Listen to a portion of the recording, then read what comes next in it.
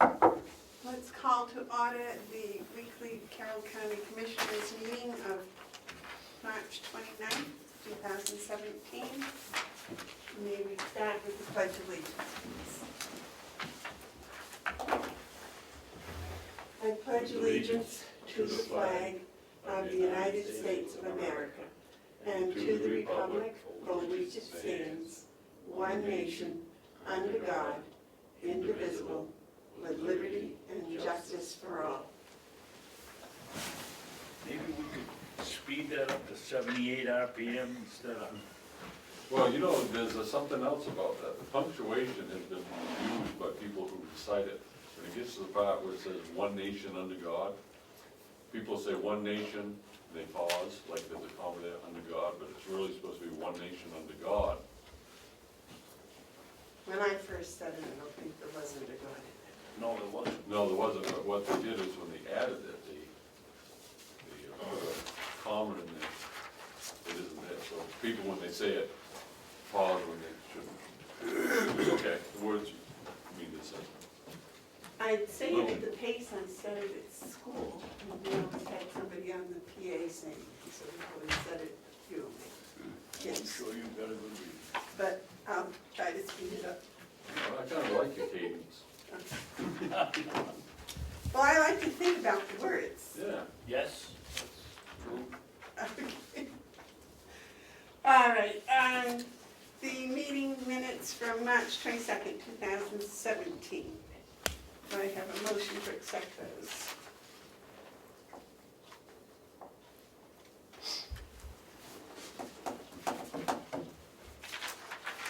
Good for you guys. May I borrow a pen, please? Okay, I make a motion we accept the minutes from March 22nd. I'll second. As written. Is there any discussion? All those in favor? Aye. Those opposed? Well, I'm in favor. I'm still reading. didn't you get them in the, No, I got them, but I didn't have a chance to come over.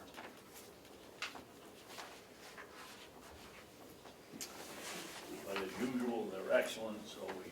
Do you need a pen, Madam Chairman? No, Madam Chairman. oh, What did you do in class when your students came without a pencil? really? You know, I I can't. usually had a That's whole a pile very of fair them. question. Here's a pen. You got one that you can borrow? That's a very fair question. Well, I just wondered. You know, I had a Really is in the whole- classroom, you want to have a kid that didn't come to school with a pencil. No, I had a whole jar full of them. Oh, so you took care of them. Yeah. Bless your heart. Yeah, the nanny state.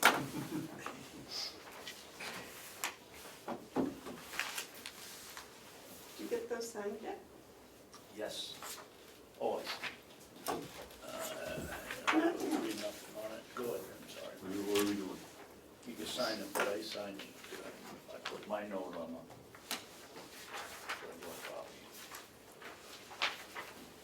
Thanks, sir. Okay, are we ready? Good We morning, getting all the way Lisa. down to the minutes already? Man, we're cruising.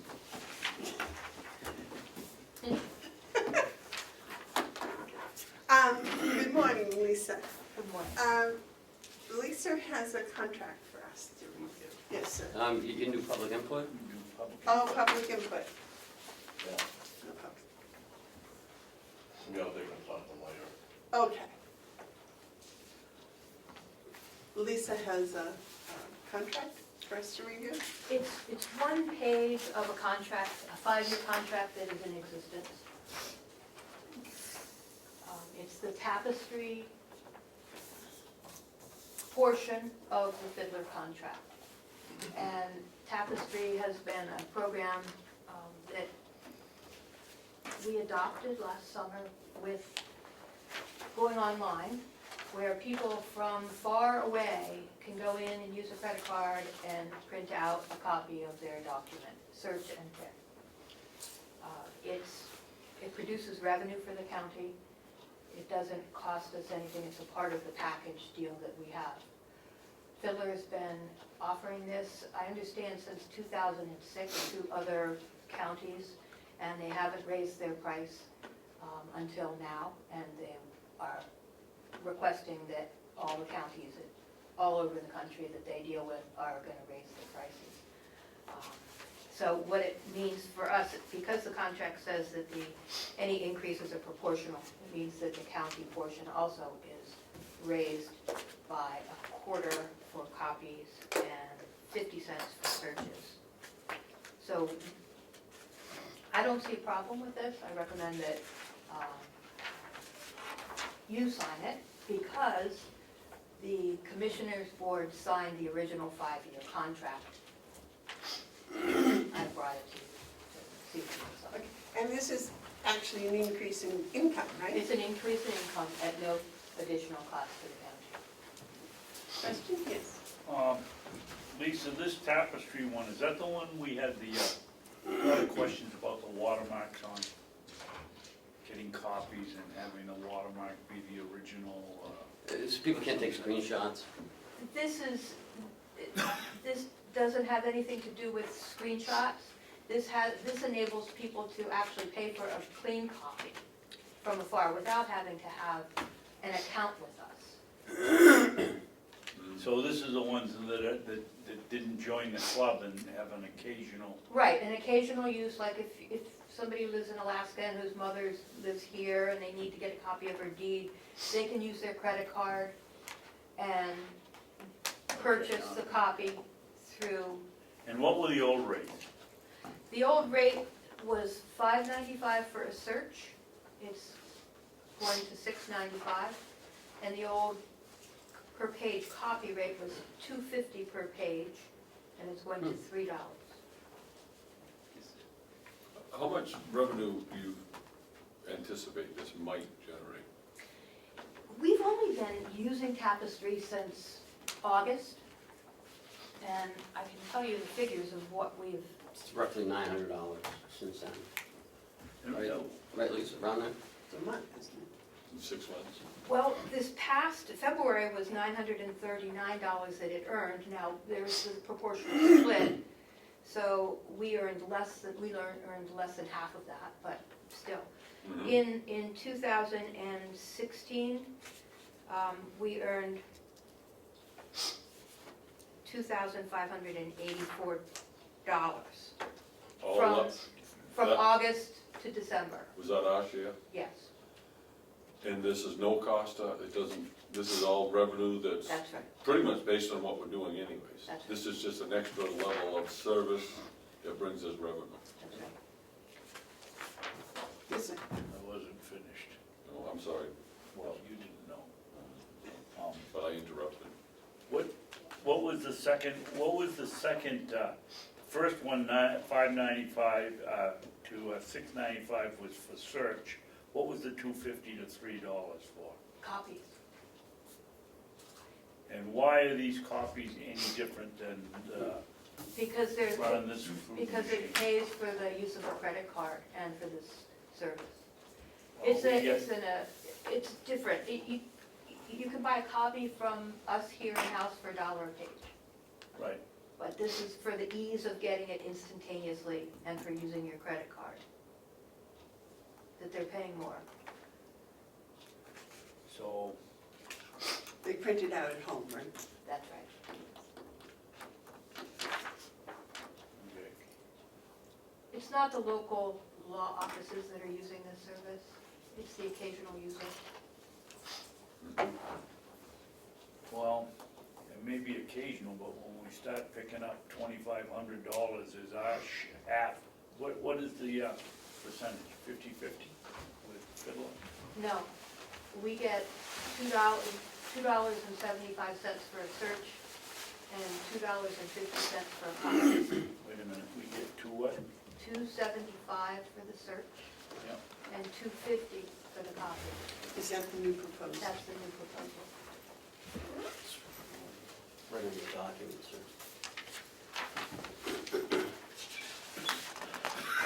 So Fiddler gets about 4 something. They take care of all the credit card Sure. handling, they complaints, Yeah. non-payment, all of that. So Yes. our share might be considered royalty. Because we're not really doing anything. We're It's just, not- it's our information, We're providing the service. so, yeah, this sounds like a good idea. We're housing those deeds. Right, and so it's almost like a royalty of copyright stuff. Is it? And why are the copies, if I'm reading or understanding what you said, copies are going from $2.50 to $3. They're going to get, or we're going to get $2.50 of the $3, right? And we're going to get, they're going to get the lion's share of the search. That's correct. I see, yes. Okay. Do we have to do that this week? It's April 1st. It is go into effect statewide April 1st. And why is it statewide if we have the contract with? Well, everybody that Fiddler is serving in the state, they're increasing their price actually. And they do everybody but 2 counties, I think. One, One county. all but one.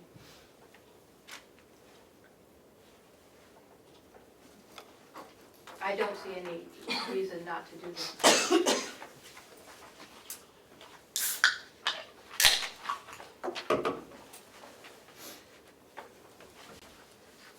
This is what you sent us on the internet. Yes. And Lisa, what do we pay Fiddler for this service? It's a part of our 5-year contract, that the whole land records management system. It includes this. So what we're paying them then, you're telling me, is the difference between $275 and $695. We're not paying a lump sum when we sign the contract for $10,000 and then we're entering in this and splitting the money. No. This is an add-on to their contract. We didn't need to include it as a part of our services. Some counties actually don't have it, but I don't see a reason not to offer it because it does serve the population that is not local. What do the other counties gain from it if they don't join? They don't gain anything from it. Lots of revenue. They don't They don't lose get the revenue. They obviously. lose the revenue that they might have. And they don't make it up any other way. Perhaps with people sending them requests and checks in the mail. No, they wouldn't make it up. That's labor intensive, so they're losing money on that, okay. Mark, you had another comment? So the way this would play out, if a title company, that might be a typical searcher, might be a law firm or a title company, is that who would be looking? Could be. Usually they have accounts with us though, and so they already are paying the annual fee and they're getting their copies at the dollar per page. Okay, so who from a remote distance would be, just give me an example of who would be using this service? Someone from Alaska who needs a copy of a deed to property that they own here in New Hampshire. Okay, Somebody from California, somebody from Maine that didn't want to drive over here. and if we didn't have this service available, they would have to mail? or They'd have to send us contact? payment ahead with a note saying, please send me a copy of this deed and a self-addressed stamped So if envelope. someone in Alaska owned a piece of property in Carroll County, Mhm. and someone in Illinois wanted to buy that property, they could use this to do the deal, and when that's done, then that exchange of property would bring us further revenue, correct? They could use this service to get a copy of what's on record right now. Yeah, but that could lead into some real estate transactions, It could. and that's what we're about. We kind of like it when people buy and sell land and build buildings. No, the land is okay, the buildings, no. This is the gas station in Ossipee. Thank you. Okay, I think we need a motion. Are you two competing for motions? No, I'll I'll do this one, I'll make a motion that we enter into this Tapestry Schedule D addendum. Do I hear a second? Yes. Any further discussion? All those in favor of entering into this, Aye. say aye. Aye. Those opposed? So So, I will sign it, how's that? Thank you.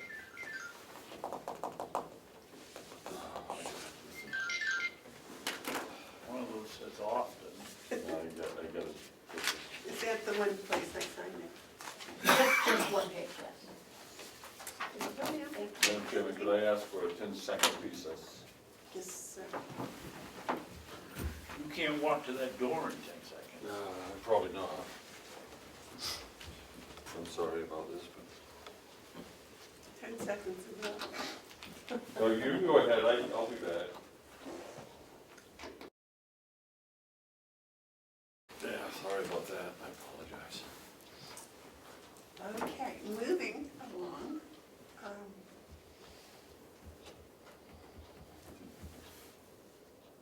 Oh my goodness, I You guess. done? No, Oh, I'm sorry, yes. Oh, you're not done? no. Oh. Okay. Could I have another moment of your time? Oh, you can have 10 minutes. This is just to fill you in on a process we've been working on for the past year and a half. We have Anne went through a consolidation project of documents when she was the register. There were the single-sided deed books. And what she did was to scan them and then to print them out duplex, so the two books fit in one manual size book. And the boxes of the single-sided deeds, many of them were stored upstairs here in what was the former probate vault.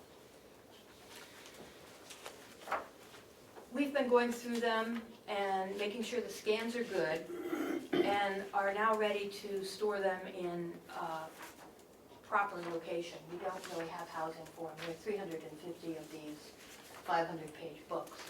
So I have asked Archives in Concord if they would be custodian of the record for us. It's not something that we need to get into. We don't have a secure place to store them here. And Archives has agreed to do this. Are they the originals?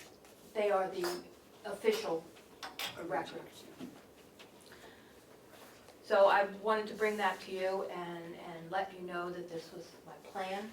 They have given us archival boxes to put them in. We'll need to go through and inventory and label them all.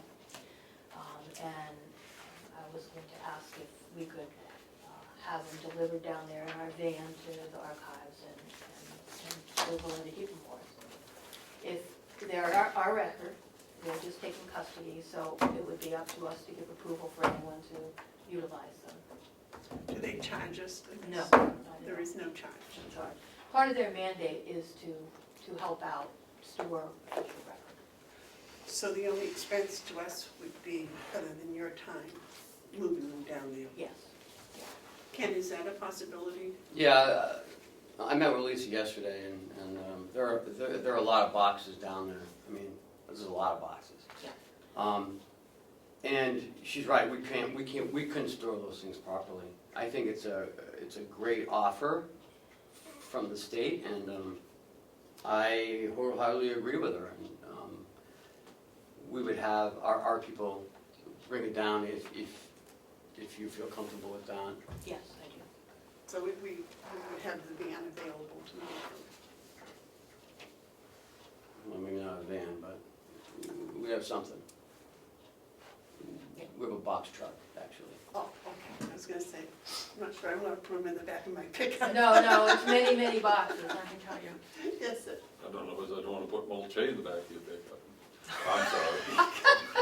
Oh, I'm it's sorry. my tan in the little pool pile, isn't it? I'm sorry. Babson must not have heard that one. I said it for him, but he didn't He didn't hear it. attention. That's good. the cost of this is in your budget?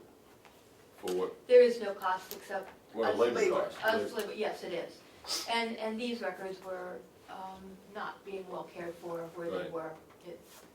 Right, but you have room in your budget to do this? Yes. To do the transport and the labor, Yes. okay? Where were they being stored? They were in paper boxes, in the probate vault. Oh, okay. People had rifled through them, they weren't all well cared for, boxes were being crushed. Hmm. It was. But it was on site. It was on site. All right, do you need a motion from us I today? don't, I just like to keep you guys informed on what's, any big changes going on, and, Appreciate that. I felt like you ought to know. I think you're very busy down there. We're very busy. Have a great staff. And Madam Chairman, please Yes, just how sir. things are going. can we go back to the Schedule D for a little discussion? I asked a question about whether there was any charges, extra charges a month. It says here, recurring fee for use, $1,800, what's that, In the field. That's for the per month? internet service. We have that doesn't involve Tapestry, that's for having our site up available on the internet, and for having the index capability, and for having accounts that people can print from. It's the whole interface of the internet. Well, why is it Schedule D? Is it Schedule D? I'm not sure it says on is. the top, Schedule D is, D. Schedule D is bifurcated, it appears. it's, Tapestry is a part of that whole process on this Schedule D, yes, I guess it is. So this is an addendum to Schedule D. Yes. This doesn't change the part of Schedule D's that says New Hampshire Deeds web hosting / online access. We haven't done anything with that. We have not done it. That's existing. That's correct. So that $1,800 a month is, we're That's paying right. that anyways. Right. That was And part of the 5-year Our contract. action was on the second on the half. Tapestry section of And it. so by that, we accepted that addendum, and therefore Schedule D is now changed only in that part. Only in the addendum portion, correct. We're gonna, the search is going to go from $595 to $695. Correct. And we're going to go from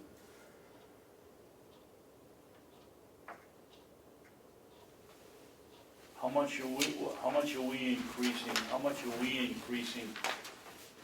They're going up $1, and this is $275 will be paid to us. How much are they paying? How much are they increasing our they're going up $1. We get 50 cents more for the search, The what? 50 cents more what? for the search.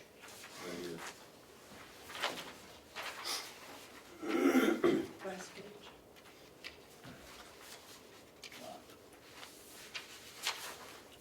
It went from 225 to 275. This part here, Yeah, it will go. county portion.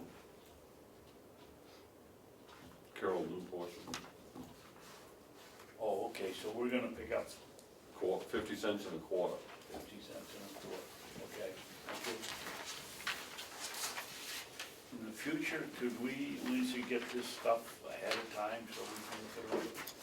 I sent it to you on Monday. Yes. Where? Amanda got it, Mark probably got it. Ken sent it, Lisa didn't send it, Ken sent it. Yeah. I gave it to Ken to submit. I saw it, but it wasn't really clear to me until today, because, you know, you can read something, not understand it, but. Actually, when you brought it back up, David, Commissioner, I saw that, I hadn't seen that. I hadn't noted that, so I'm glad we went back to it, because it's important to note that the county's portion went up on both points, and until you brought that up, I hadn't really picked up on that. It's a prorated, so as it continues to go up, our portion will continue to go up. Yep. Well, I hope for the sake of the people using it, it doesn't continue to go up. Well, it hasn't gone up since 2006 until now, so it's a good track record. I don't think they intend to raise it again soon. Thank you. Thank you very much, Lisa.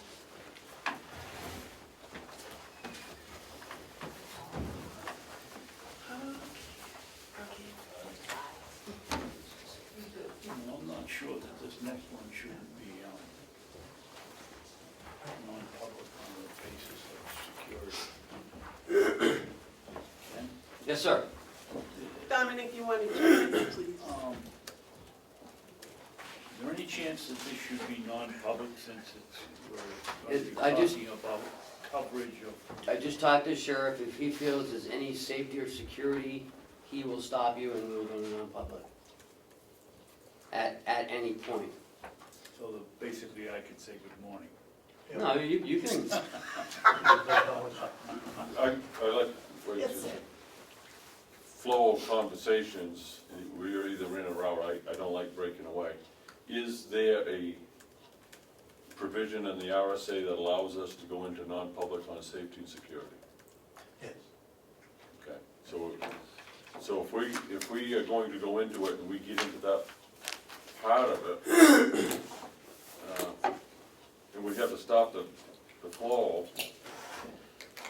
I'd rather either be in non-public or out non-public, I hate bouncing back. well, I don't know what kind of questions, people are gonna ask.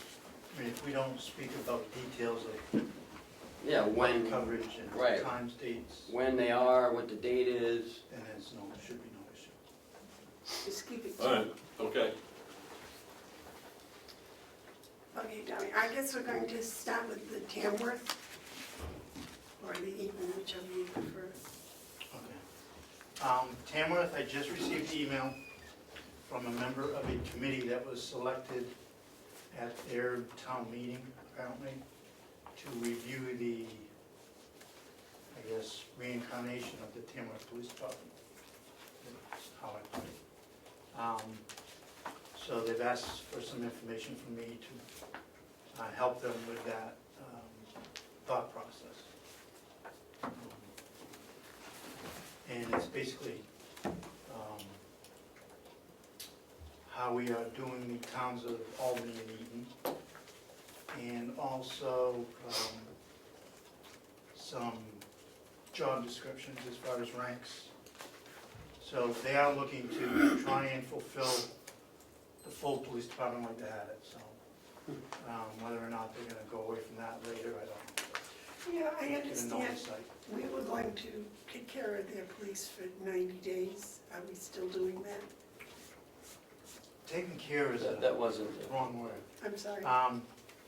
What we're doing is reactive, as I've said before. We're doing nothing more than any other town in the county for the town of Tamworth. Each week, we have police departments saying that a shift isn't covered here and there. So we'll react to any call in that town, along with the state police when they're out. Overnight calls have minimalized, because the state police is back up to snuff, basically, with manpower.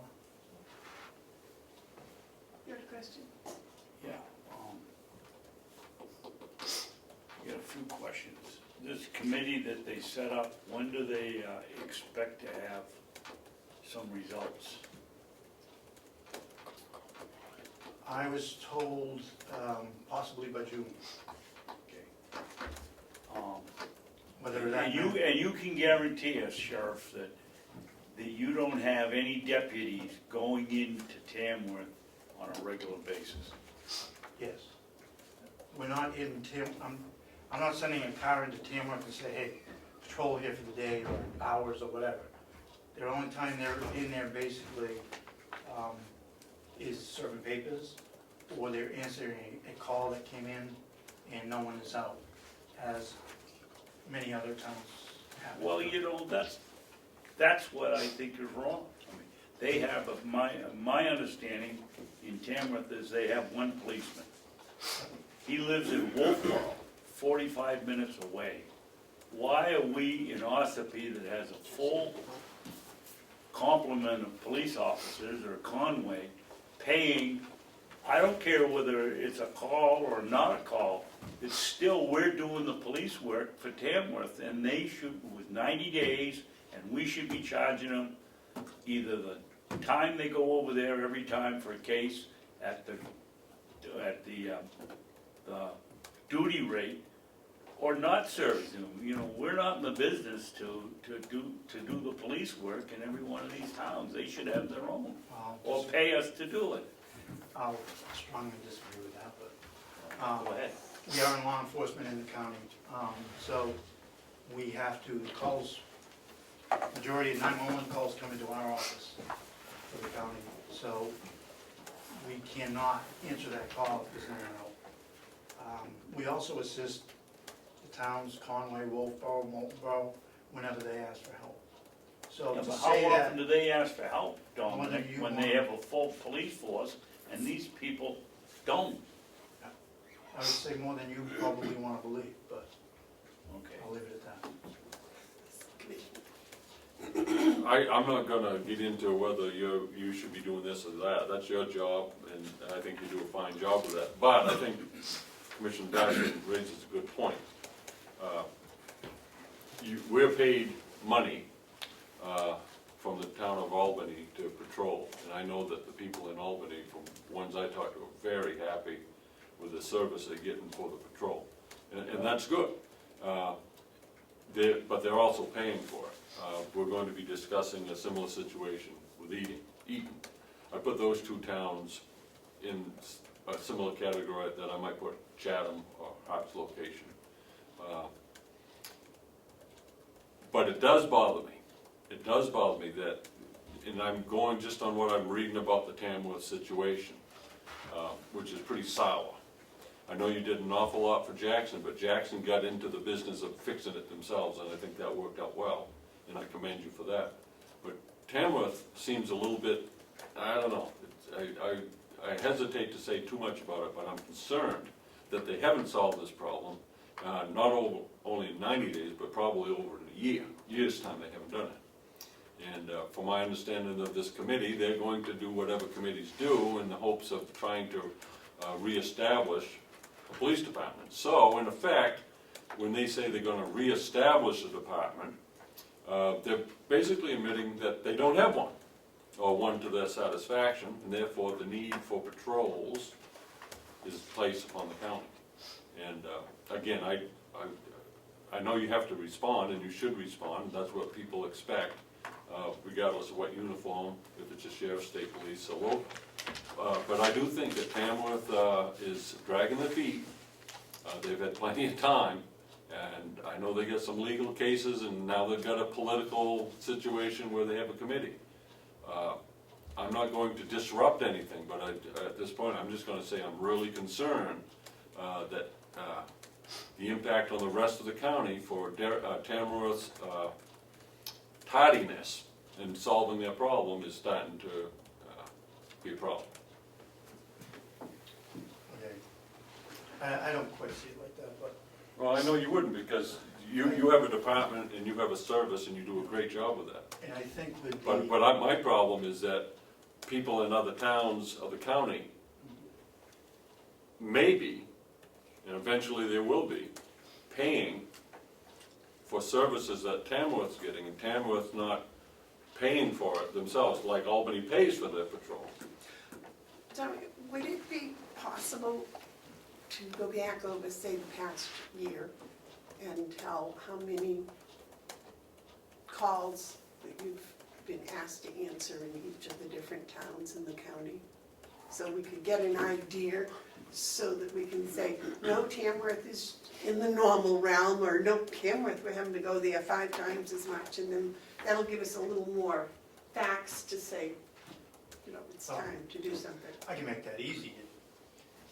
You only need to go back to the last 6 months, because that's when the chief was gone. So, in that last 6 months, yes, Tamworth is gonna show an increase more than some towns. There's no doubt about that. Because you also had the state police down quite a few members of their department. So So the whole county was suffering. Jackson was out. So But that's what I'm saying, I'll you've done agree a with you that tremendous, it's- I think, The last 6 months, I it think- has been an increase.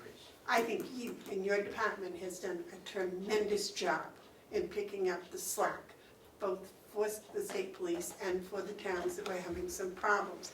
But what I'm saying is if you go back a year, and get that information, it might be nice to have anyways, because then if other towns have the same problems, we can also address that issue, as part of it. Yeah, let's take care of these guys first, and then I'll come back to you, okay? Yes, these gentlemen.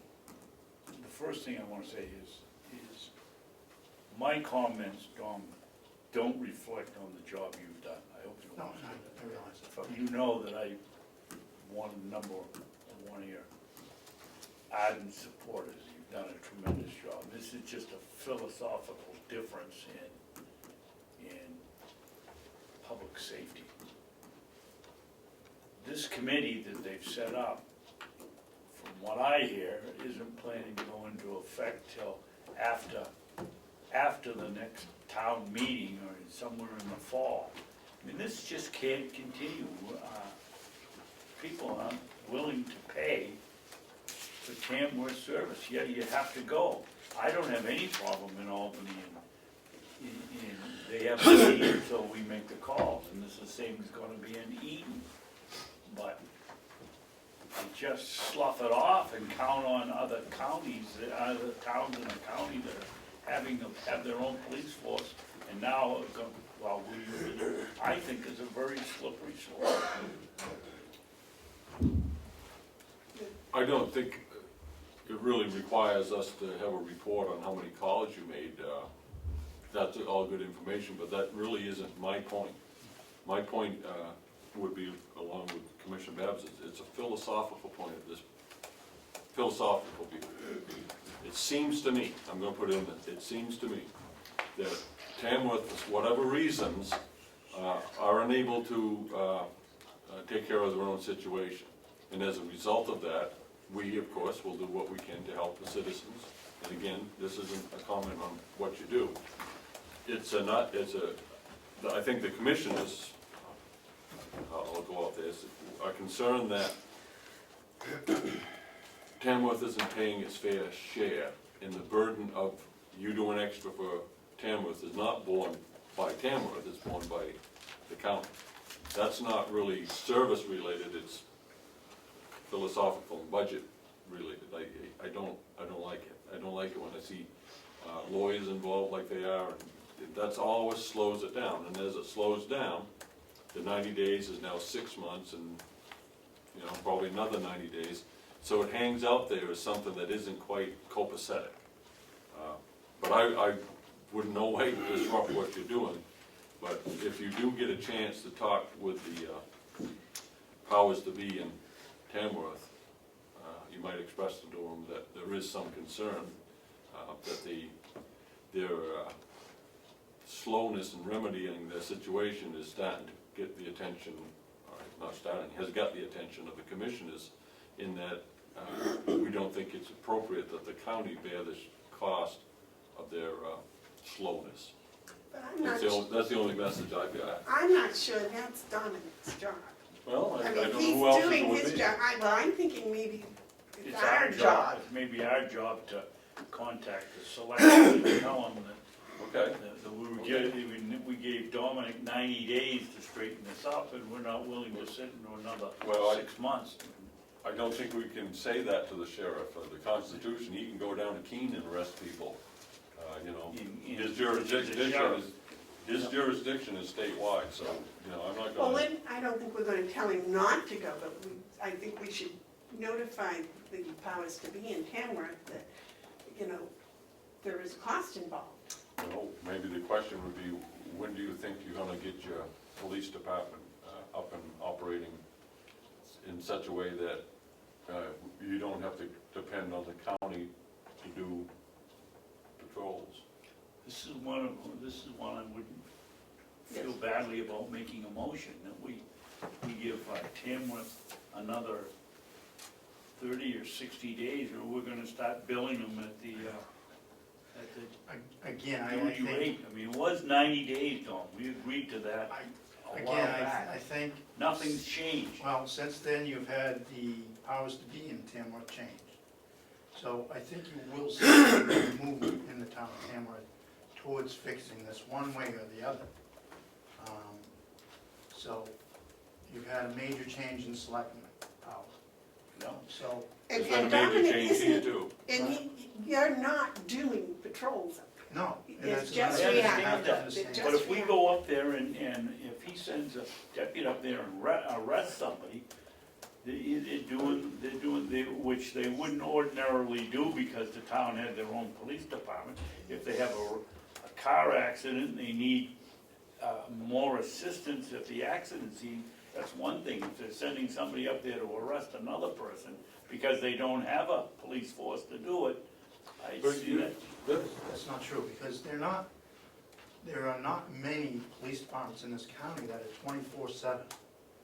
So if you do that to the town of Tamworth, then you better be doing it to the town of Effingham, Freedom, Jackson, Bartlett, Sandwich, Tuftonboro. That's where we disagree, Tom, because they're making an effort to have a police force. An effort, but so you can't penalize someone who, they are Doesn't. still making an effort, there's still an officer out there.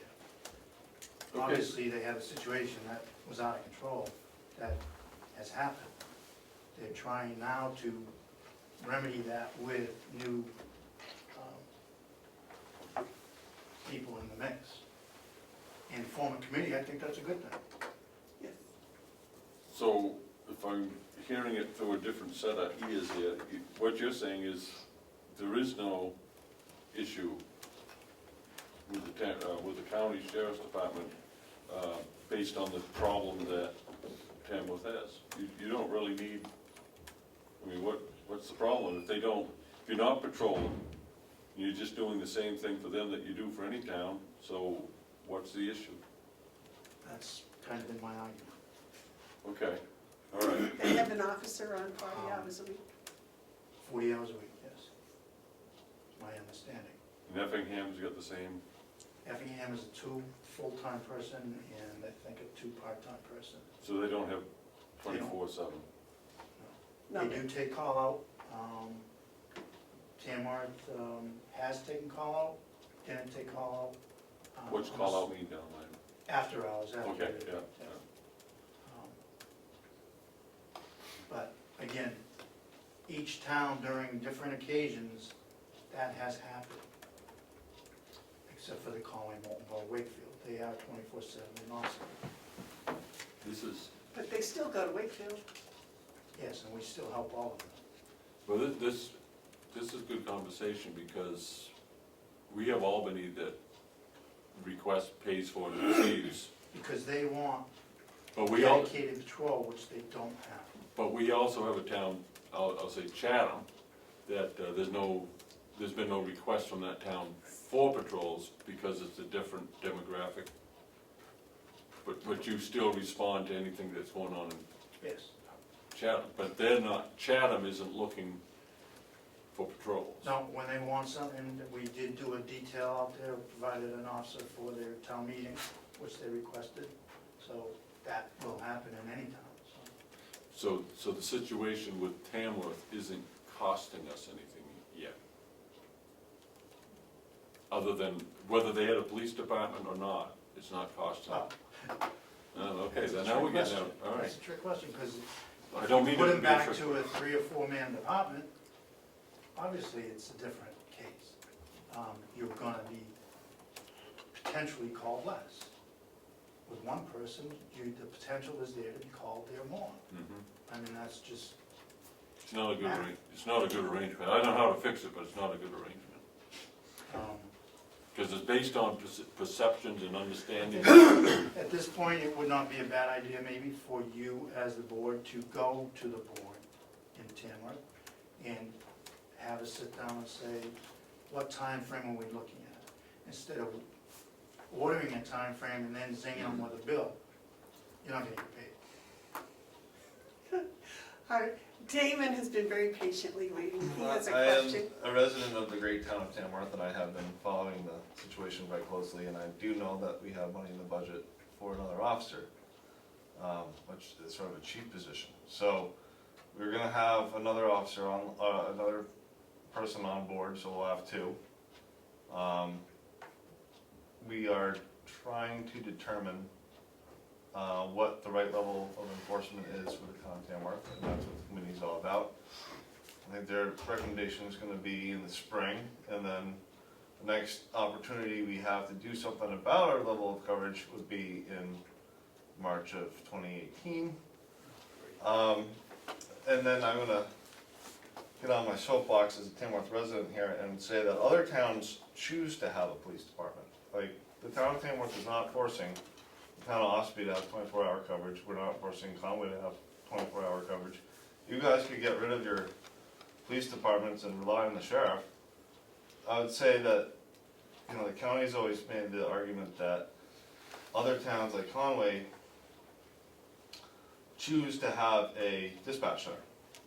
And that's why they don't get a break on, they don't get prorated taxes, because that's their option. And I would say the similar argument for the police. You guys choose to do that on your own. You guys who, Like each town chooses to have a department.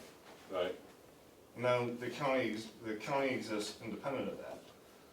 You know, the town of Conway could just dissolve just the police department and just rely on the sheriff. You guys do that above, the towns and police departments do that above and beyond on their own accord.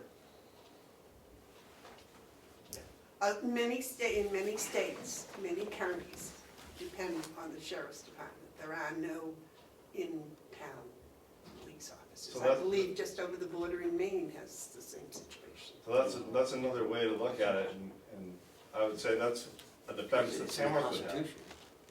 Well, I mean, he's exactly right. I mean, if every town in this county dissolved their police department, you would be forced to quadruple the size of the sheriff's department. Mhm. And their taxes would go up. County. Maybe so, the county tax, the town tax would go down. You would not basically, you know, incorporate what they had as budgets, not, you know, to that level, but, and take a lot of their personnel.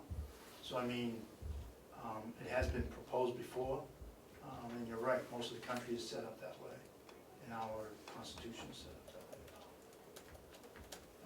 That's But we'll why never the see sheriff can go anywhere in the state and We'll do. never see that, and, you know, we shouldn't be going there anyways, but again, he is exactly right. Towns choose to do what they do, and I think as a county or an assist agency, whatever we can do, we should be doing. I'd say towns choose to be more responsible than other towns, if you will. It's play on words. I think the suggestion for the Board of Commissioners to leave the Board of Selectmen in the town of Tamworth might be a nice way to discuss Or this. you wanna have them invite him in to talk about it, that'd be fine. I'm not going there. It's- Can't find it. No, Well, I thought we were going to try to visit each town and have a meeting. I haven't agreed that that's what I wanna do. Oh. We had discussed it. Okay. Okay. Well, At the very least, maybe write a letter. yes. Yes, Dave? And the other part of this that I think is kind of disturbing is, if you say, well, a town with 4 officers, well, they're doing their part, or a town with 5 officers, and where are you gonna draw the line? You're saying Tamworth is not doing its responsibility, and we have an officer, we have a police department, and we're gonna double in size, we're gonna get another officer, but where do you guys see, where's the cutoff between making an effort and not making an effort? This is And an then easy one to answer. Yes. Easy one to answer, Dan. As far as we know, Tamworth might want to have a police department bigger than the one it has now. It might, I have to stress might. When we look at the situation that exists now, regardless of what might happen, we're seeing an inconsistency between what we understand our role in Tamworth is versus our role in Albany. If Tamworth isn't going to have a police department, that, we need to know that. Because they may want to have increased patrols, in which case they would fall into an Albany situation. If, however, Tamworth is going to have a police department, we'd like to know that sooner than March of it in 2018, because it doesn't fit. It isn't, there's a consistency thing. We have 15 towns, and we need to be fair with them. Conway does have its police department, it does have a dispatch service. We understand all that, and there's the discussion about fairness, but that was Conway's decision, just like Tamworth. We just need to know what Tamworth's decision is going to be. Because if they expect us to have patrols because they decide not to double the police department, or even to do away with it, that would be interesting stuff. And by Right. not keeping us informed of that, we're left hanging, wondering. 2018 is the next opportunity we have to deal with it, and I and doubt like it. we said, we have money for an officer in the budget, for a second officer. If you got money in the offices for the budget, then the selectmen do not need a town meeting to implement it. Right, well, the plan is to hire, as I understand it, the plan is to hire another officer coming in a few months. You don't, well, then that would be nice if that's the plan, but you're saying they, is it fair to say you think they might do that? They haven't No, done I'm it saying yet. that's what's gonna, that's where we're going right now. And then there's this committee to make a recommendation in 2018. Are you on the committee? I'm not on the committee, but I follow it very closely. Okay. I think it's probably safe to say that Tamworth is making an effort to correct their problem. I mean, maybe the word problem isn't the right word, but to correct this situation. Maybe we should write them a letter or get in touch with them somehow and give them some time to work on it and see how the process is going. I know the process of hiring a police officer does take time. And I would assume that some of your people will help with the interview process? Hasn't got that far yet. Oh, okay. Yes, Ken? So the sheriff said that you're gonna help, you're gonna assist them at some, getting back up or moving in some direction, or, isn't that what you said when you first sat down? No. Have they Well, reached out to you? I'm gonna answer the questions that committee member has asked me, Okay, as far as, yeah, okay, but you don't have any no input or. timeframes? I have and been reached out as far as they also have some part-time money that they are looking to hire a part-timer or two. So, again, yes, these things may be, if you talk with that board, you might get that answer. I have just presented you with that, so that's knowledge that you didn't have either.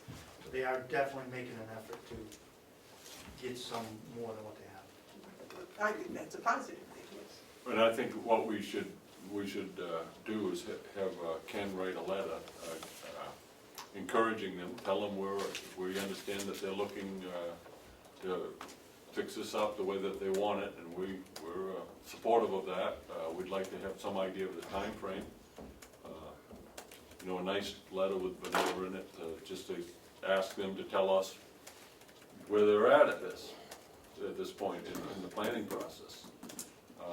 Could I offer an invitation to come to the commissioners meeting maybe? And We're always open for people to come, yeah, that'd be fine.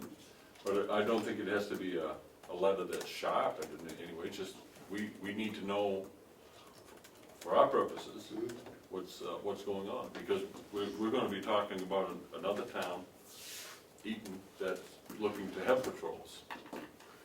Okay, so can we finish Tamworth and move on to Eaton at this time? But I was wondering what you guys thought about writing a letter, having Ken write a letter, just a letter of inquiry. Just to find out from their perspective. Yes, sir.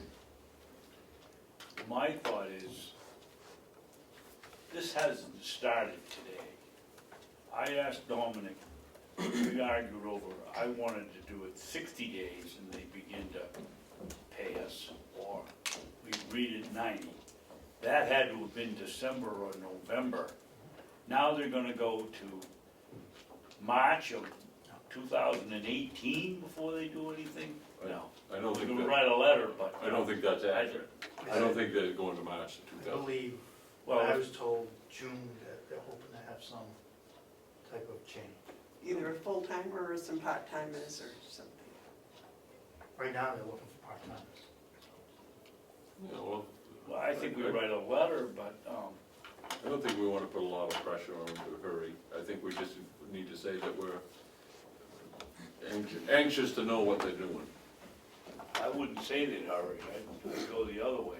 But I believe there's some new selectmen, aren't there? Yes. Yeah. One is the former police chief. Okay, back, but, yeah. Okay, so can we move on with the email? Well, let's resolve this. I'd like to, I thought we were writing a letter. I would like to, if we're gonna write a letter, to invite the selectmen to come in On the letter. here, in the letter. Could we have enough time on this? Could we have Ken draft up a letter and bring it next meeting? Sure. For us to look at it? I mean, it's, Mhm. I don't think there's a huge urgency at all in this. I don't think there's any real money being spent. I think it's more the streamlining of services, the interactions with departments, which I know you do, Chief. You know, it's, I don't see an urgency. What I don't like is it doesn't fit into my concept of what it should look like. Because, It can always be worse, just remember that. but my job is not to make it worse, it's to make it better. Well, and I think maybe we should add, some support, and if Dominic can give them some knowledge support, might be Well, I think the beneficial, invitation which I hasn't think come you're more than willing to do, because Right. summer is coming, and that puts more pressure on the entire county when summer arrives. So, there is a little bit of a time crunch pressure type thing, I think. in. You do? Although, because I think, summer comes and Dominic is a whole lot busier, his department is, and so is all But they're the not, others. they're not asking for patrols. They're asking for, But there will be more incidences for him to react And to. they're not completing any banks over there in the next 6 months, so there's nothing to rob, so we won't be busy. Yes, but I understand, but never mind, we won't even look at this. So if Tamworth doesn't ask for patrols, they're in the same position that Chatham's in. all right, And if you're gonna chase Tamworth for money, are you gonna chase Chatham for money? no, I gotta answer that, Damon writes papers, and he can get it wrong. No, we're not trying to say that you are the only ones that can't have patrols, or can't have response because you're Tamworth, we're not saying that at all. What we're saying is, we understand that Tamworth has a police department, we'd like to know what that's gonna look like. If it's gonna look different than what it is now, which it might not. Chatham, it's Chatham, they're not talking about a police department. They don't have any committee together to put one together. There's nothing on the radar screen for us to deal with. But they're not paying any money, and they get. What do you mean they're not paying money? They're paying their county taxes, Right, I'm sure. for county sheriff's, For county sheriff's office, as is Tamworth, yeah, we've got some coverage, they have none, other than the sheriff and the state police. And I'm saying, if you're gonna shake us down for money, then. we're not shaking anyone down for money. Come on, Damon, come on, we're not shaking anyone down for money, that's not right. I do, I'm kind of yanking your chain a little bit. Oh, yeah, I can see that. And I do know you appreciate, I appreciate that you wanna know what our police force is gonna look like. We have a committee trying to figure that out, and we've got a town meeting in 2018, where that stuff's gonna be sorted out, and that's when it's gonna be sorted out. Yeah, we have a budget we have to put together, we gotta know whether or not we need 2 more cruisers. No, I see. Because we got all these increases in 2018 is patrols. And Chatham's not paying and is not asking for patrols, and neither is Tamworth at the time. Nobody can find Shadow Dave. At the time, Oh, And it could change, and everything's subject to change. I yes. All right, we did talk. okay. Now, gentlemen, would it be all right if we move on to Eaton? Yes. Eaton, Town of Eaton, as you know, has appropriated sum of $21,819, which was Albany's amount last year. And that's basically what they asked for. Can we kind of get the same coverage Albany's getting? If you figure that in a 12-month period, it doesn't come out to $21,819 as far as at the detail rate. And that's what It that- doesn't come out? That's what that is paid at. So basically, we're starting this next month, first week of April. It will be as many weeks as we can at 8 hours a week. It'll be 2 4-hour patrols, basically, same as all. So, I don't- yes, sir. I don't have my calculator with me. How much is the hourly detail rate? $60 with a cruiser, 50? 60 with a cruiser. Okay. The deputy does not get that. And how does that work out at $60 an hour for $21,000 a year? 8 hours, would you say 8 hours a week? If you give 12 months, yes. Pardon me? It doesn't, no, it comes out to 24,000 something if you did it for 52 weeks. We're running from April to So December. why is it 21? That's the number, that's Short what they picked, they said, what's Albany paying? We told them. So what happens is, at some points during the year, you may only get a 4-hour service for that week. So we spend down that money is what happens. So That's the Dominic, amount we get who's to going to use. be in charge? I'm all in favor of Eaton using you as the police force, because they're paying, but who keeps track of what week that they don't get their patrol? Oh, we do. We detail it out, just like we detail commercial details out. Put a sign-up sheet, deputy signs up. And then that's recorded by the administrative assistant. The invoice is sent out to Town of Albany or Town of Eaton, and then they pay the bill. So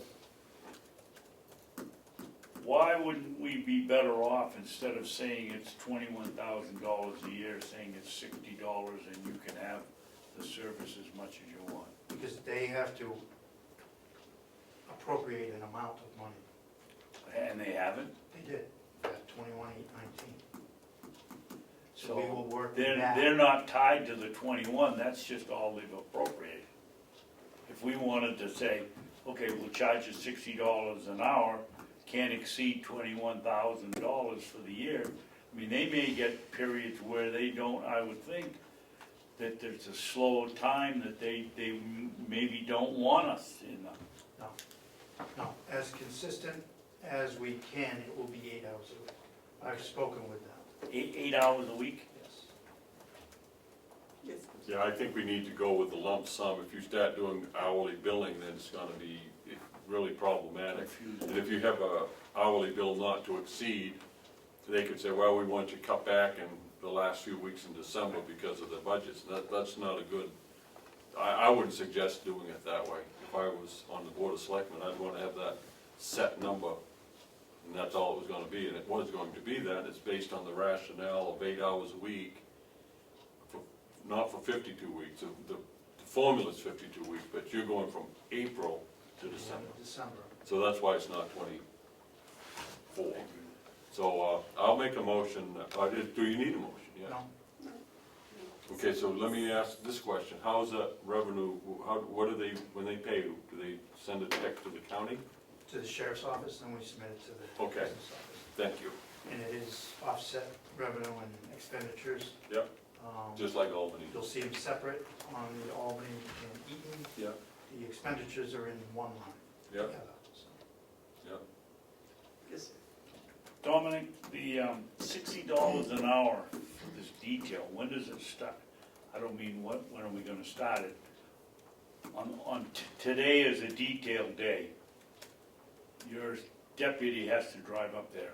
When does the $60 an hour start? When they get into the town of Eaton. So who pays for the driving time for the deputy to come from Wolfboro or He doesn't get Wakefield to paid. get up He there? doesn't get paid for that time. Pardon me? He doesn't get paid for that time. He doesn't. And what's the car run on while he's getting there? Air?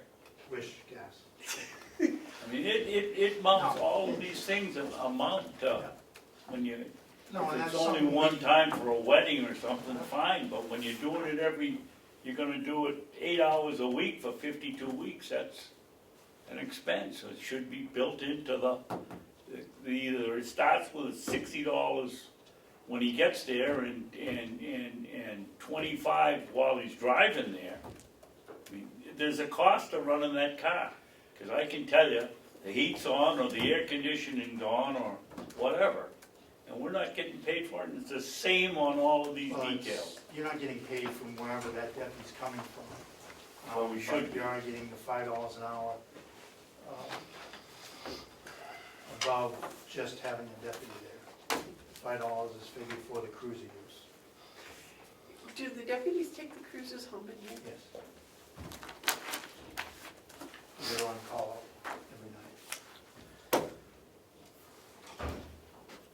I know what we did in Albany has been well received, and it serves people of Albany well. And I suspect this is part of the reason why Eaton's looking at it. But sitting here listening to this sort of change in trend, we could see other county towns saying, that's pretty good. We can get patrols for $60 an hour. That's a lot cheaper than what it takes to do our own police force. So Tamworth in their study, go back to that, could say, hey, it's cheaper for us to hire the county to do patrols for us at $60 an hour.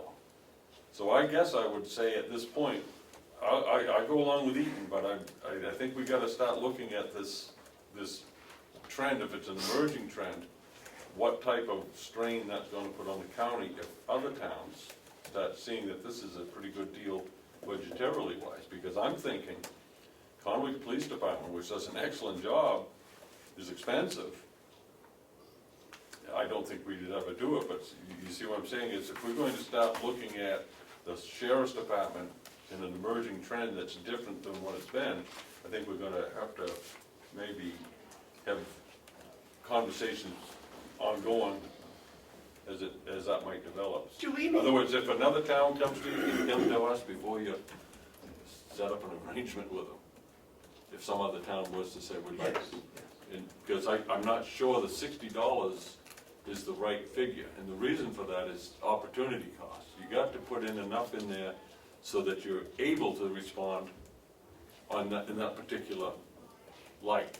I don't think $60 an hour is enough. are we making money at $60 an hour? I believe so from what I checked with the finance officer.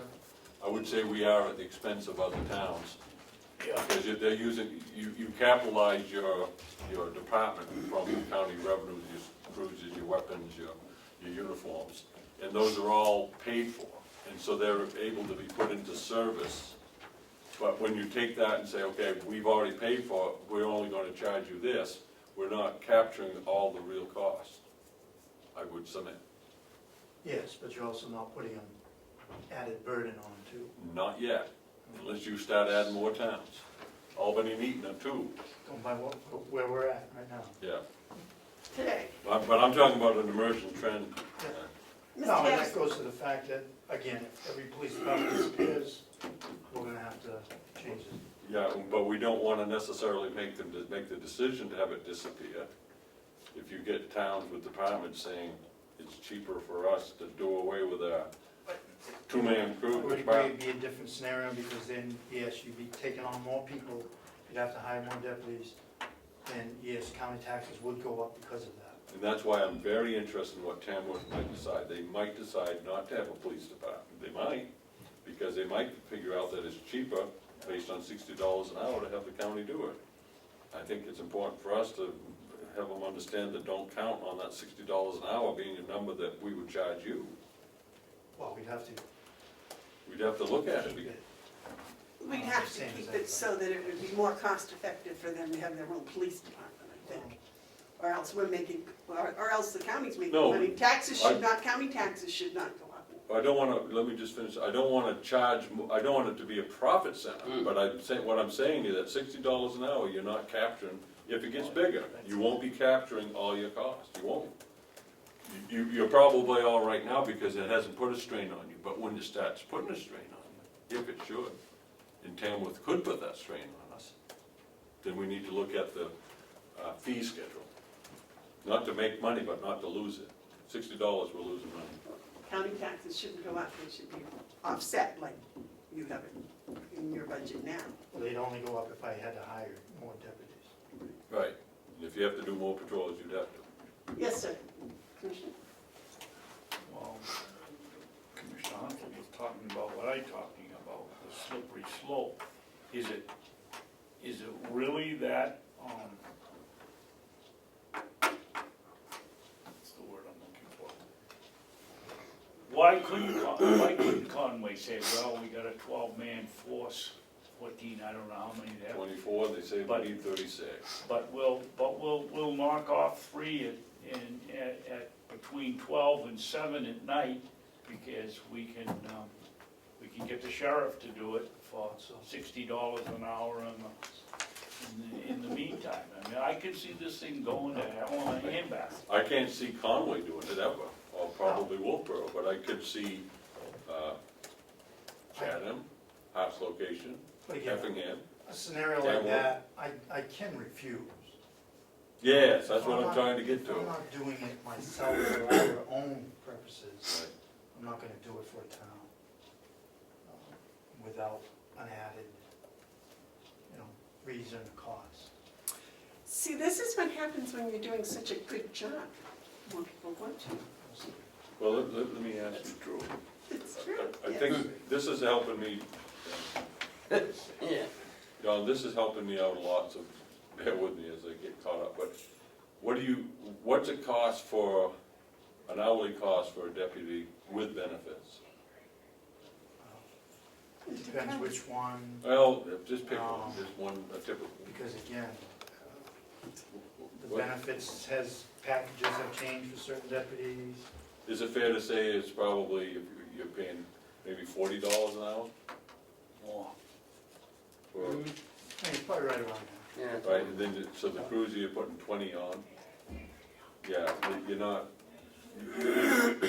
we're doing a good service, and it's not a strain on us, so we can help out these Albany and Eden, but I don't think that $60, I don't think it's the right number. I think you're selling yourself short. What you have is worth more than 60, and it costs more than 60. This is what we charge commercial details. This is, basically, we're at the high end of the area police departments for that detail rate.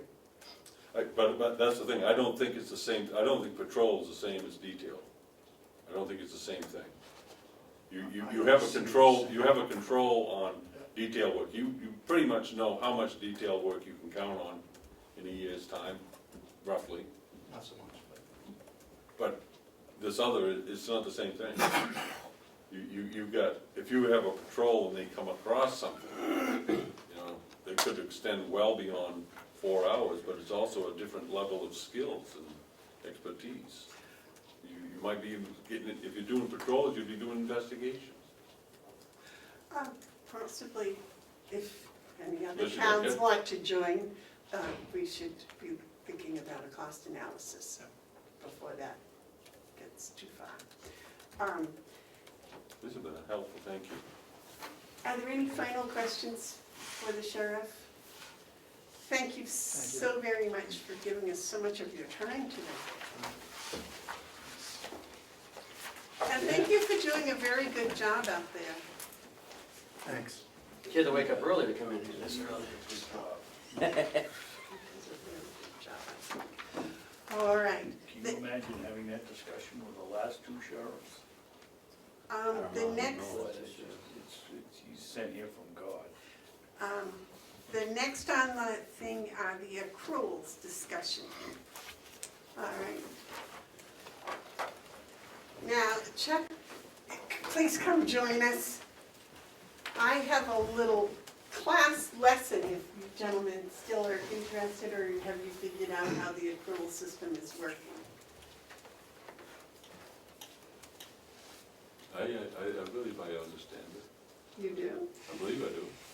Mr. Jackson? I think I do. All right, go right ahead, Chuck. Can we ask questions as we go along, Chuck? Absolutely, Okay. look forward to it. I passed out the last time I was here, the spreadsheet, and if you need another copy, I have it. Could we have one? I left mine, mine's in my file cabinet. Unless it's in the packet. isn't it? No, sir, it's not. I've seen it, I'll take it. The other one. That's what you highlighted, right? I can see that.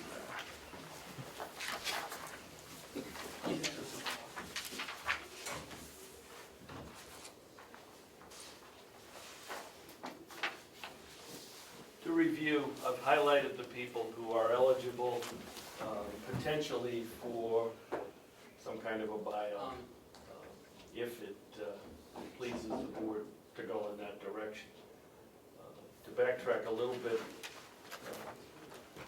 I first discovered the problem early in 2016 and decided to let it play out to meet the contractual requirements with a payout in early 2017, in January.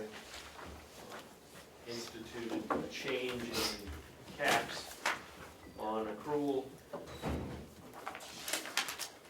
put that in place, and that froze accruals for a lot of people because they were over accruing under the old system. The issue that remains right now is, do we bring it back to zero by paying out a total of about $12,000 to 13 people, and then call it quits? Or do you modify that in some fashion? How much money? $12,000. $12,712. $12,000 on something that wasn't earned? Chuck,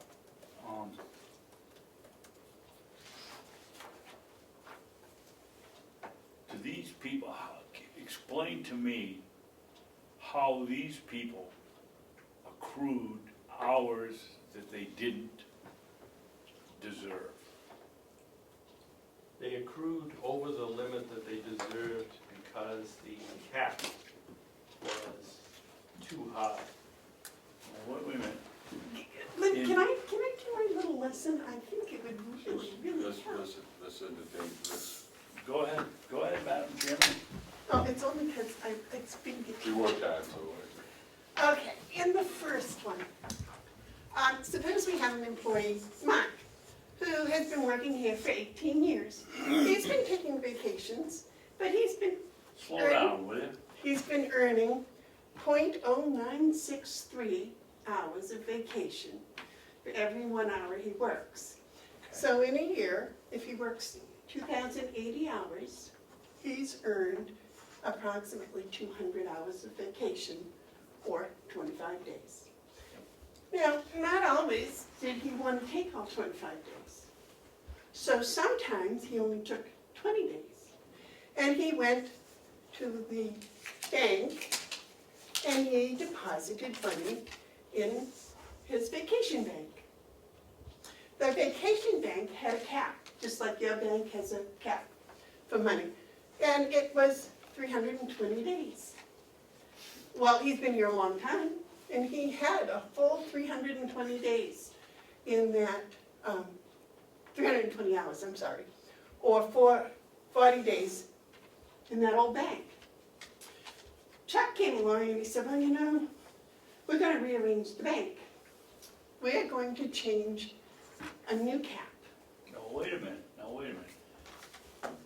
Where did the old cap come from? Is it in the union contract? No, it was Well, how did it something, get there? it was something that the commissioners came up with originally. Not being here at the time, I couldn't testify to that. The Then how- only thing that I can state is that the non-union policy, the nursing home contract, the Teamsters contract, and the jail contract all speak at some level to an accrual rate based on the number of years, and sometimes by reference, a cap. And that is the basis from which you start. What was in ACS in the accrual system was a cap that was much higher than any of those rates. Therefore, people over accrued more than they were entitled to. But how did we get to the point where they were accruing much more than they deserved? I mean, I think No, this is- this was all time they earned. They I deserved it. understand they earned it. I guess I didn't ask my question properly. They may have earned it, but they didn't, what authorized them to continue to accrue it to these high numbers? To keep We had a depositing. union contract that spells it out, doesn't it? No, There was no authorization. The The first union question, contract speaks to each of these things, the non-union policy speaks to it. The fact that the setup in ACS had a cap that was much too high, and in some cases, they were accruing on vacation days and sick days in the system as well as work time. So it was It basically overaccrued. our fault in the administration that it happened. We had someone working in the office that didn't see this and didn't say, hey, you know, this has gotta stop. I mean, I wasn't here, I'm learning it just the way Mark and, I'm under. can I ask a question, because I don't think I'll be able to follow any of this unless I can have an answer, is what established the old, I'll call it the original cap? What That's what I'm document, trying to ask. what established that? Why do we call it a cap? Someone must have taken an action to determine what the cap was. What did that? Who, what, where, and how was an old cap determined? it appeared in the system. Yeah, but there has to be some sort of, Somebody put it in something there. that said that this is the cap. And if there isn't anything there, then there's no old cap to replace, there's a new cap to talk about. But then we have to talk about what authority do we have to put on a cap in light of the contracts? The contracts, in some cases, speak to a cap. Okay, so is your adjustment speaking, lined up with those caps, the definition of those caps? Yes. Okay, so then what's the new cap? But the nursing home doesn't have a cap. The nursing home has a cap by reference because it speaks to straight time hours, which is, by definition, 2,080 hours a year. So that establishes the cap for each of the categories. And For each year. that cap comes in and sets at 80 or 100 or 120 per year. The cap that was in the ACS system was 520 hours, so it accrued forever. So I gotta follow up on that, because now I understand where the old cap comes from, and I'm gonna call it the original cap. The new cap, I will call a proposed adjusted cap. What authority are we using to use that term? It's 1 year. Well, no, we have a cap, that's the term. We just call it, we're calling it the old cap or the original cap. How are we changing that cap? What vehicle are we using? Apart from a contract, how can we change it if we don't have a contract adjustment? How can there be a different cap than the original? What I did was adjust the caps in each of the categories to match up with what the contract said. Okay, so what we have is not a new cap or an adjusted cap, it's an administrative move to adhere to the original cap. Correct. Okay, Just And 1 that's year. based on 2,080 hours. Yes. So whatever the figure is that you would accrue for that time period can't be exceeded. Correct. So, back to this, here's the problem. And it has been exceeded. In the past, it has been, okay. For example, in this case, he has 320. Now, the new cap is 1 year, 200 hours. No, wait a minute. There's no new cap. There can't be a new cap, it's an original cap. The rest is just the administration of the cap. Some people have achieved a cap, hours that are above the cap, and that's a mistake. They shouldn't have received those. It was never theirs in the first place. So there's not a new cap, it's not a new cap. If what we're doing is adjusting to the original cap, we haven't changed See, on the their cap. paychecks for 18 years, he's been told this cap was 320. Whatever he was told erroneously. Now, with the reorganization, this new bank, this new vacation bank, will only take 200 hours. So he transfers 200 hours, but that leaves 120 hours That he never had. that he has earned at the rate of .0963 for every hour he works. Every time he works an hour, they put a .0963 in the bank. Where did that But 963? it caps at whatever, that 320, it caps there. It's capped. That's where it was capped, that's what he was And told. that's where it's capped. He was told that if he, anything over that, he either took it or he lost it. So Did he take it? So he was losing it or taking it or whatever, who knows, but he had 320 in the bank, and that was the maximum he could have. Now, with the new system, his maximum is only 200. So he goes to move the 320, he can only move How 200. can it be 200? He's got a cap of 320, he's got 320, that's it. There's no, Because Chuck has changed the cap to 1 year, which agrees to the no, contract. no, there is no old, and there's no new. There is a cap by contract. There is a cap by contract. He hasn't lost anything because I didn't take anything away from anybody. What they did was stop accruing. Right. Because it has achieved the cap. When you achieve the cap, you don't gain anymore. The difference between the 320 that he had worked and saved and what he was allowed to transfer to this system was 120 hours. No, those hours are his. 320 hours, he's earned them, they're in there, they're his. Yeah. That's the cap. He apparently, if he's earned more than that, then that's not his. No, he lost it or he took it. Now, because the cap has to stop at 200, there's a difference between what he has, what he's earned, and what he's allowed to keep.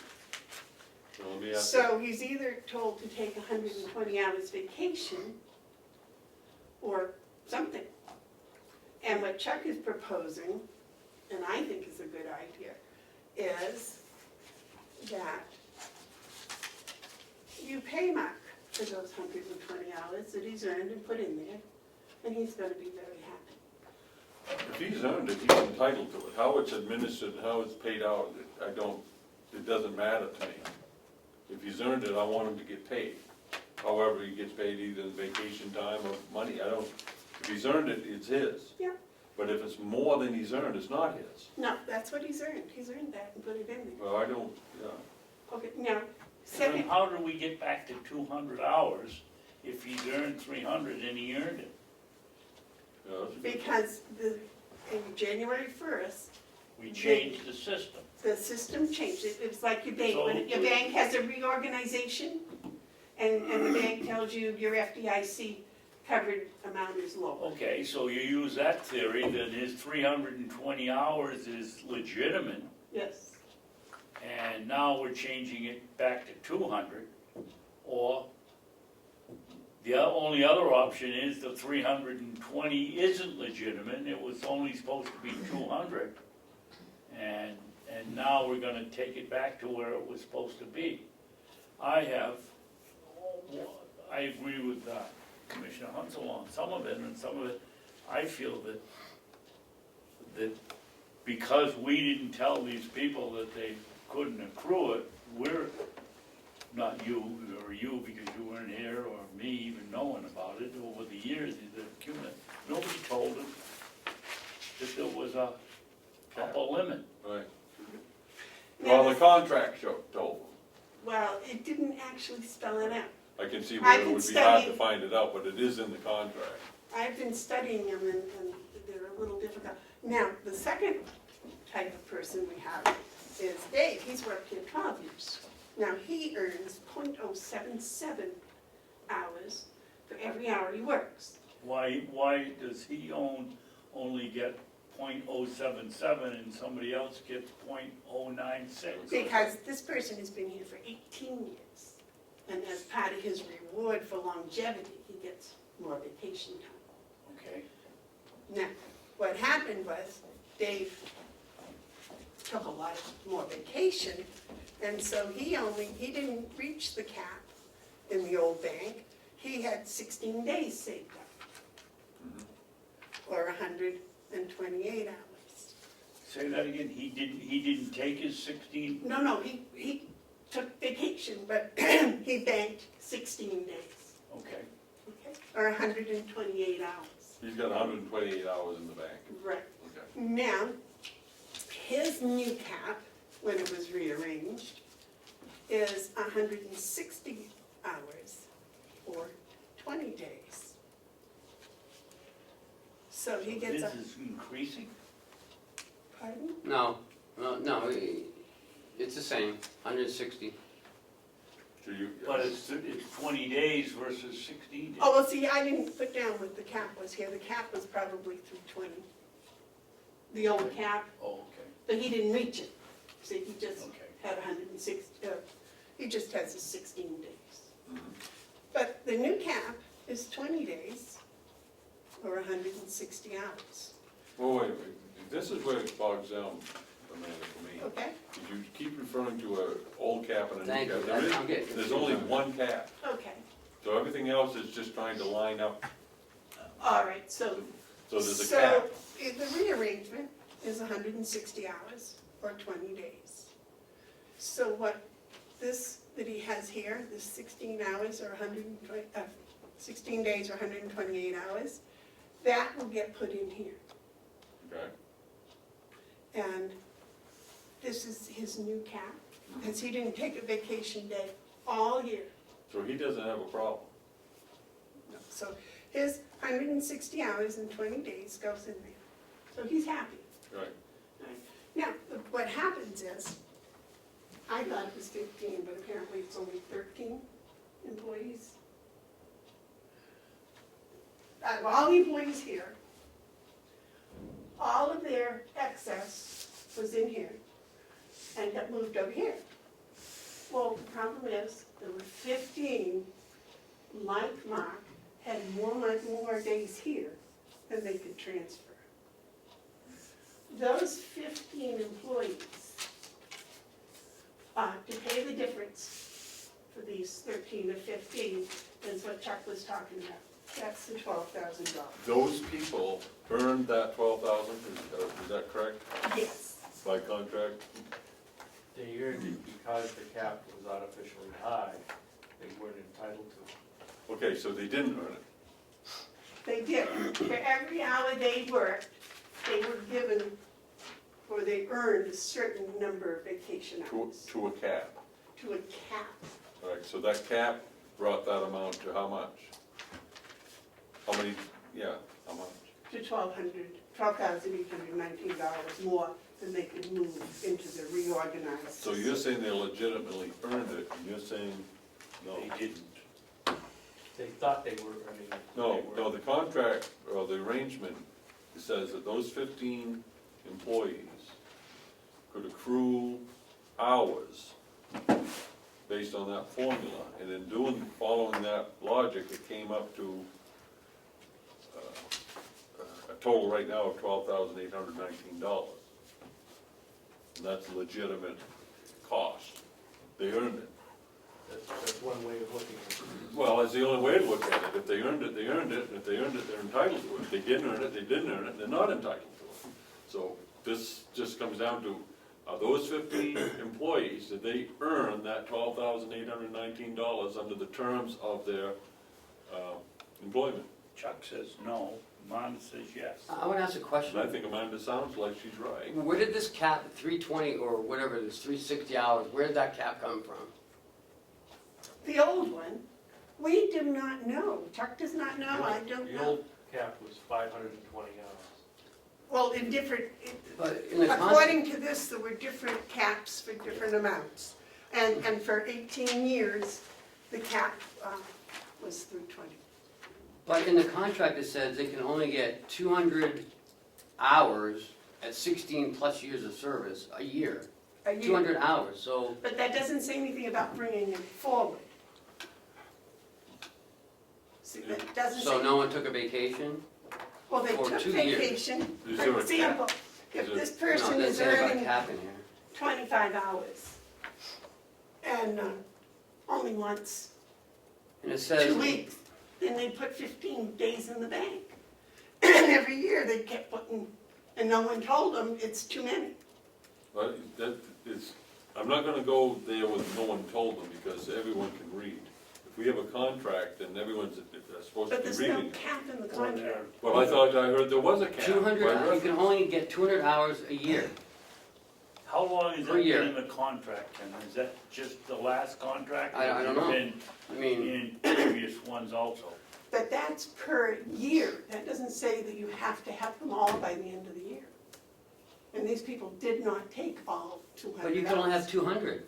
I mean, I don't see where the 320 comes from. Anywhere in here where it's 320.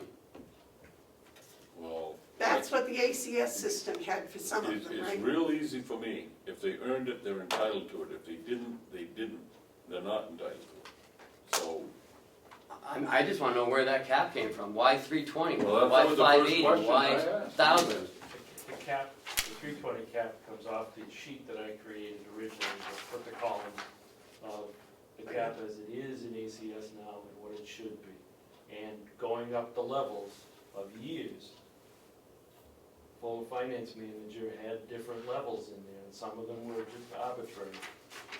Here, You you may, can't, you though. you may, You- you may use mine if what you I like. did. That's where she's getting that number from. It wasn't correct. Yeah, But that's that's what was in the program, into the ACS system. Right. For instance, if you went from category 1 to 5 years, it was at 120 hours.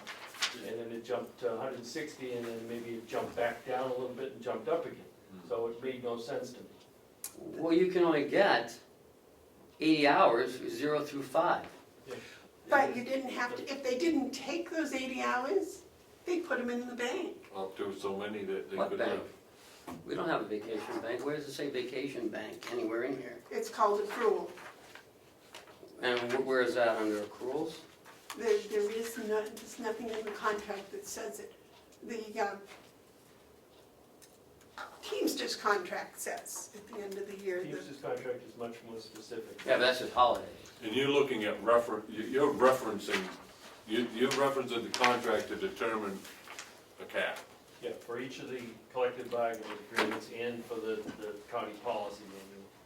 That's where I got the basis for all of it. the new caps, the caps that he has in place now are based on the 1-year cap. All right, so according to Chuck, the proper levels of caps is what you call a new one. Right, and it's But based, I would submit it's, if he's correct, and I'm going to work that he is, then they're not the new ones, they're the right ones. but they were the never previous- in the But contract. the previous ones, well, yeah, they were. Right here. Those Yeah, are but hold- only yearly ones, Can I finish? right? Right, am I right, Chuck? The ones in the contract are for 1 year. Everything that I'm using comes directly from either the contract I see or the it. county policy.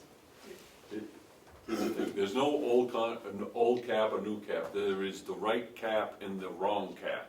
We have been using the wrong cap. Chuck has done some things to identify what the right cap is. He's also presented some adjustments that should be made to correct errors in the past where the wrong cap was used.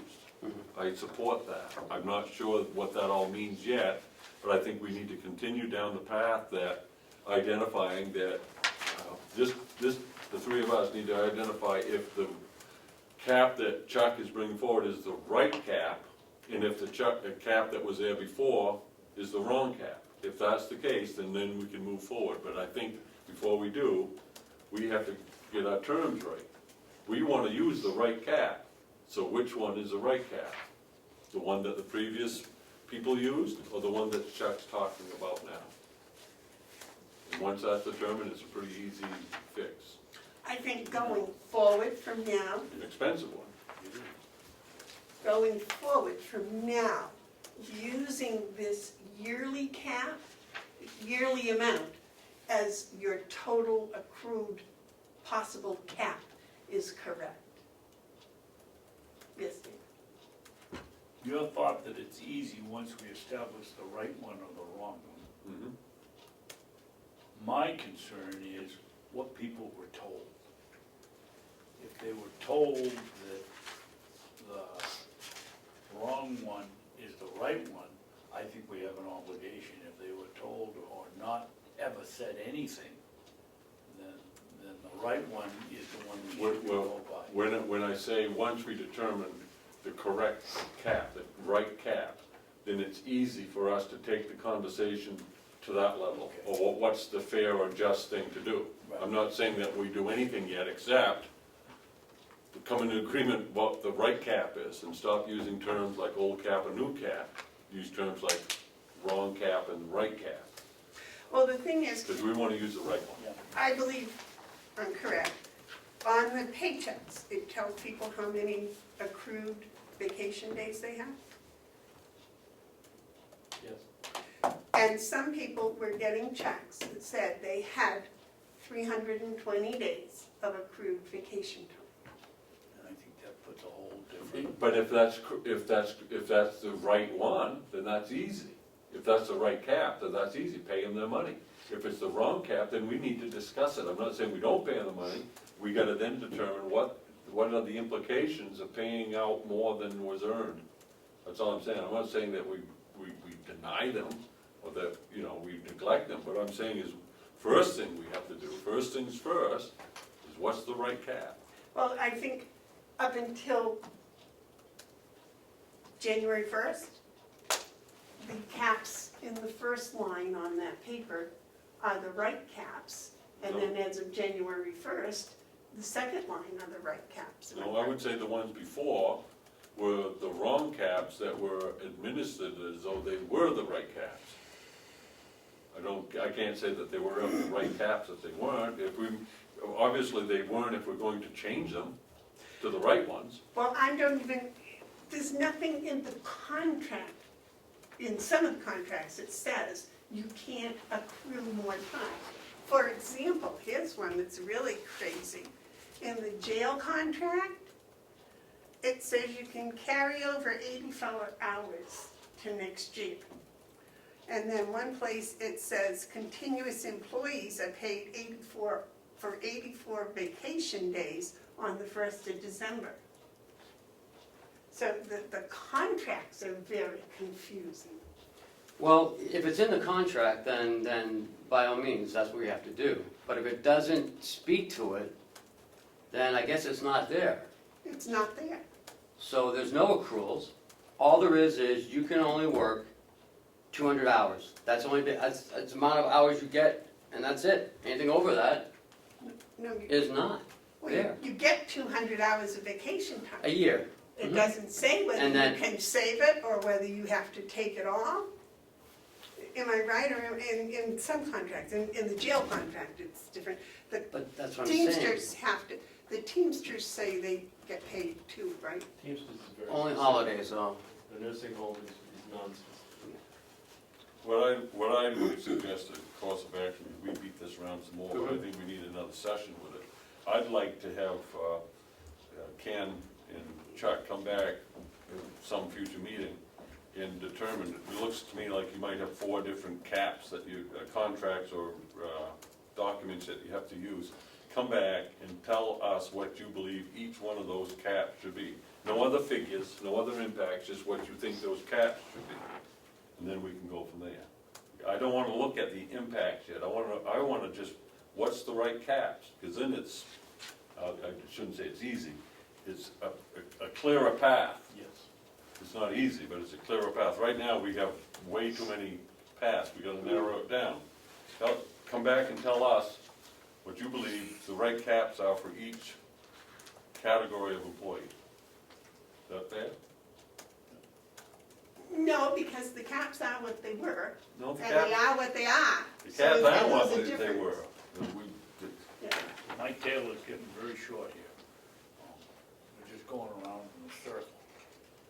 I want to ask Mark a question. Do you feel that the county administration has any obligation here on paying, call it 13,000 to make it easy? Because we, every 2 weeks, inform the employee what they've accrued? I think we do. I gotta mull that. We probably could. Because I don't think many people keep track of what they accrued except what they see on there. I think there's a lot of things that factor into it. One is the integrity of contracts. If there's contract language that says there's a cap and they didn't see it, that's unfortunate. But if we go beyond that and say, well, we're gonna do something outside the contract, then we open the doors up to all kinds of issues, even to the degree of explaining to the delegation why we're spending money that we don't owe from their perspective. So I'm not gonna answer your question with a correct answer, except then if we owe $13,000. If we owe $13,000, we're gonna pay it. If we don't, then we're gonna have to talk about the ramifications. Before my tail is all gone, Make a motion. frankly, I would rather pay out the $13,000 because we're gonna be in this circle forever. We've done a terrific job of moving this county forward out of problems. And if we can do it so, and with assurance that at $13,000, that's not gonna open up Pandora's box for another bunch of people to come in for another 25,000 or whatever, I'd be apt to pay them to clean the books and move the thing forward. We're looking back at the dental program, we can't do anything about it, the retirement program. Let's move forward, not backwards. I don't disagree with that, but at the same time, I'm not all that quick to pay out more than we owe. Well, I'll tell you what, I am so certain that we owe it, that I'm willing to make a motion now.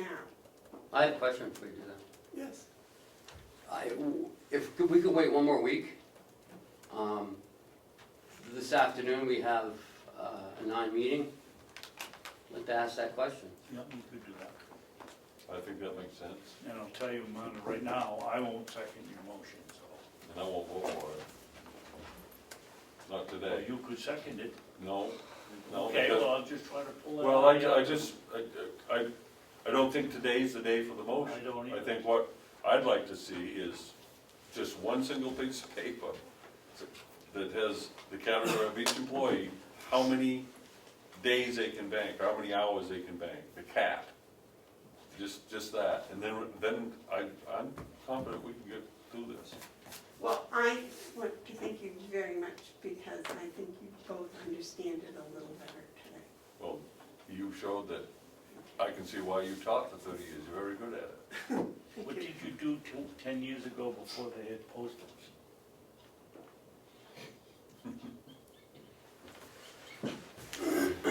This was I enlightening. think Ken's suggestion, but I Yes, may it I was. suggest that both of you get the full contracts and read them and see if you can find any accrual caps. There's only 3 contracts.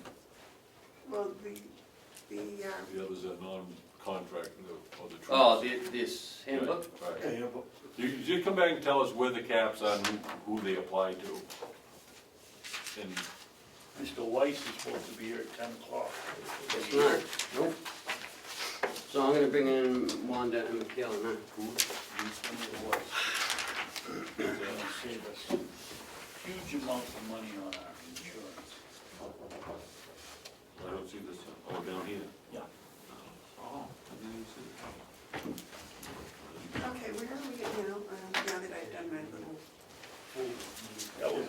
Great job. Yeah, that was very good.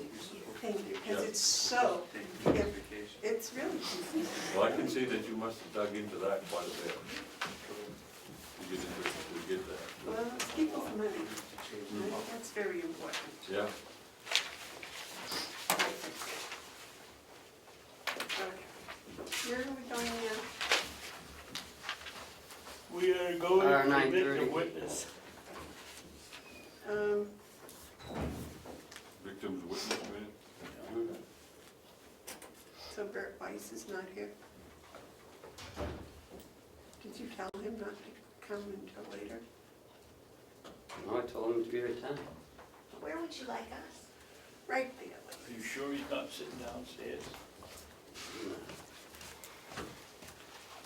I'll go check, but I'm sure Ms. Armstrong would send him up. Maybe he had some problem, like the commissioner with public safety. Hi, ladies. Did you get all this in the notes? Oh, I just had to ask. Sorry. I could copy them and put them in them. No. Are we gonna wait for Ken to come back, or We can, sure. how are you How is today? everybody? We're doing well. Can I get anybody coffee or tea or anything? I'm good. How are you? How are you? I'm doing well. You missed your math lesson of the day, I'm sorry. Yeah. It might I'm be. not gonna complain about that. Yeah.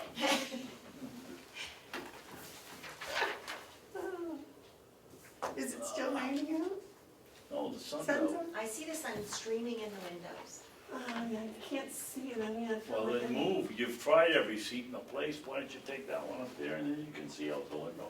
Well, because they got the drapes and the blinds, it's like we're hidden in here for some reason. So you can't see it through it, but the rest of us can. Feel like hiding under the Do you want me to mountains. open it? No. We can get a little more space. Oh, it doesn't. We were just waiting for you. Oh, why? Well, because I thought maybe you'd want to be here. Okay, go ahead. Thank you. So as the commission knows, we have a grant in our office that assists us with our victim and witness coordination. This is ordinarily presented to the commission for signing. And because I'm a new county attorney, I didn't realize that I needed to inform you all that we didn't have the paperwork yet. And so we're coming to you at the last minute, and I'm throwing myself on the sword and saying, I'm sorry that we didn't tell you that it was coming. It seems like with the transition, it was just something very new. And we just received the paperwork last week, unfortunately, and so Ms. Eckhoff has gone over everything, and we've worked together to get everything put together, and we are giving it to you at the last minute, and I apologize for that, but we have worked as diligently as we can, and this is the first commission meeting that we could come to since we've received it. Ms. Eckhoff, anything that you want to add to that? Is there a time frame, like you need it done It today? needs to be submitted to the Department of Justice on Monday. Oh, okay. Right. So it's a little tight, time. So it hasn't gone to the grant review committee? We just finished it basically yesterday afternoon to submit, so. Mr. Babson? Yeah, I mean, it may have to be in next week, but every so often, this commission talks about grants and the grant committee, and it is the victim witness grant. I mean, why didn't somebody think that somewhere along the line that this had to go to the grant committee? It's the same grant that's been here Every for the year. last 5-6 years, Right, I don't know. and as far as I know, We've nothing's been changed with in it. that. Yes, that's true, but the grants of all, supposedly, we set up a while back, whether they're repeats or whether they're originals, have to go to the grant committee. Well, last year it did go to the grant committee, but we had it in time to complete it and get it to the grant committee. Unfortunately, as Attorney Andruzzi said, we just received the grant like just over a week ago. So in order to get it completed, we just got all the information together to complete the grant, so. Where does the grant come from? the Department of Justice. It's a federal grant, but it is administered through Department of Justice. That's what I'm getting at, the Department of Justice for the state. Correct. Well, maybe we ought to go to them and you ought to write a letter to them that we have a grant committee and that we need the time to have the committee, they can't take 2 or 3 weeks either to look at it. But certainly somebody ought to tell the Department of Justice that we need to have it here more than 7 days before so that we can review it. That's very important, because I think next year even the delegation is going to want to review them first, yeah. There's a bill in the legislature that will require delegation involvement in grant reviews. It's not a legal requirement now, but it's coming, and it's one that I'm not opposed to. The problem that we have here is a problem of process. It's not a problem of whether the grant's valid or not, or should be submitted. Who put the deadline of Monday on? Was it the DOJ? Yes. DOJ? Yeah. Okay, so they put on an unreasonable deadline. And I deal with it an awful lot with these federal grants. They put enough strings in there to choke a horse. And we need to have time to look at these things. And I appreciate the position you're in, because this is an important grant for the people of the state. But I am going to support the process, and the process is this has to go to a grant review committee. You know, it's one of the things that Ms. Eckhoff and I talked about this morning is that, it seems that there are large cities and it's easier to process things there because they meet more often.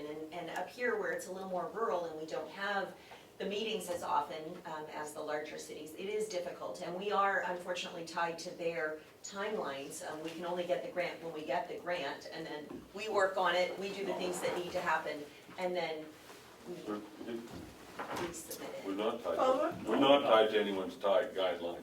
The feds in this state will act as though this is their money. It's not their money, it's our money. We're entitled to this grant, but we're also entitled to them, understanding that there's a process that we have to be responsible for. So I reject the idea that we are tied to a timeline. No, we're not.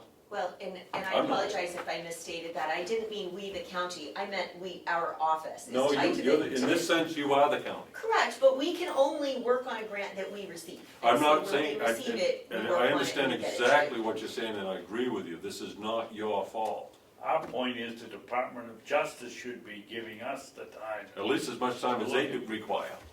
to look at it. Well, I am happy to follow up on that and do what I can with regard to that. But as Ms. Eckhoff had said, this is essentially the same grant as last year. We had to update it with new figures.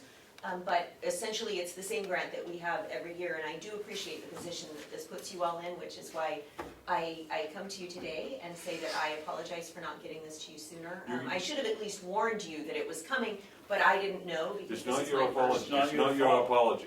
It's not your apology. You're doing a But I'm good willing job. to take that apology. Yeah, I know. And I'm willing to give it. But I don't want to take your apology because you don't owe it, and it's not going to dissuade me that what the Justice Department has done is unfair. It's not fair for them to hold this carrot out and say, if you want it, grab it now, grab it now. We need to look at this carrot. I have dealt enough with federal and state grants that I look at every one of them now. Now I appreciate that this is a repeat of one that was approved, but I didn't approve it. I absolutely So understand what I would like to have you convey, or perhaps if the others, I would suggest, how about that you convey to DOJ that we are not at this time prepared to sign off on it because we haven't had enough time to look at it, to understand if this is in the best benefit of the county. The position that puts, I apologize, I'm just speaking out of turn over Okay, I understand. It's in the budget. Okay, well, that's important, because if it's in the budget, then It's that in the means budget. someone approved it. It's in the budget, the delegation approved the budget. They knew that it was the victim witness grant. So we could assume probably quite safely that they would approve it. But do you see the problem with that? I wouldn't What if they assume do- anything about the That's what I've delegation. learned. I've learned a long time. I don't assume anything of About Done that anything, once this yes. But if you don't accept this, then we gotta go, we have to do the, Right. we have to have another meeting and tell them that we have to take this money out of the budget. May I suggest that, because it comes from a legal office, I assume she's perused it also, that we make somewhat of a exception, it's not really kind of an exception, and we do, but we let all the departments know that we're going to need at least 7 days to look at a grant, to send it to the grant review committee. Maybe what we should do is tell the department heads that as soon as they get a grant, it should go to the grant review Well, I'll committee. make a motion right now, that we forward this immediately, post haste, by digital if necessary, to the chairman of the delegation and asking for a grant committee review, post haste, so that we can get this signed off by Monday. But do we really have a grant review committee? It was never adopted. Yes, it does, we do. Ed Comeau, Melissa Siemens, and somebody else. How many grants have they looked at? Several, many, Not since I've been here. no. Well, they must have looked at this one last year. And the problem is, they don't get back to us in time. Let me suggest something else. What if we took a recess and gave a call to the chairman of the delegation, tell him the problem and ask Okay. him if there's any problem with us going forward with this? We don't wanna lose the money, but we don't wanna break confidence with the delegation that we're gonna follow a set of rules and then not follow them. Well, I don't think they've said that yet. No, but if we're going to approve this today, I wanna make sure that the chairman of the delegation is aware of it and has an opportunity to say, I don't think that's a good idea, or that's no problem. If he says that's no problem, that's fine. I don't wanna step into Well, a I think political, that's why they passed it when it was in the budget. that's what you would think. Because we had John's got talked a- about it, she came in and she talked with the John delegation gets some insight. subcommittee. Yes, John? Delegation may be in session today. That's what I was gonna say, but, I mean, they do break. I could text them and see what they say. How about that? Yeah, I don't, Why not call the Department of Justice and tell them that we have a grant review committee, we meet No, once a the- meet, and they'll kick it upstairs. Yeah, They won't get anything. they'll take forever. This is really a thing about us working with our Wow. process. And because we're the ones that enact the budget that the delegation has given us, and this was part of the delegation's budget, then I think we can safely sign this. What I'm uncomfortable about, as you both have said, is there was not time for it to go through the grant review. If it were a new grant, I would say absolutely not. But where it was there, because she did come to the subcommittee, presented her revenue, and this was going to be part of the revenue. And that was accepted by the delegation subcommittee. So I would think that being able to sign this and pass it on today would be fine, if it could possibly get through the grant review committee between now and Monday, but I think that's an impossible thing to ask. You know, the other thing is this, we could sign off on this today, make application, is that what it is? Is that application, is this It is. acceptance?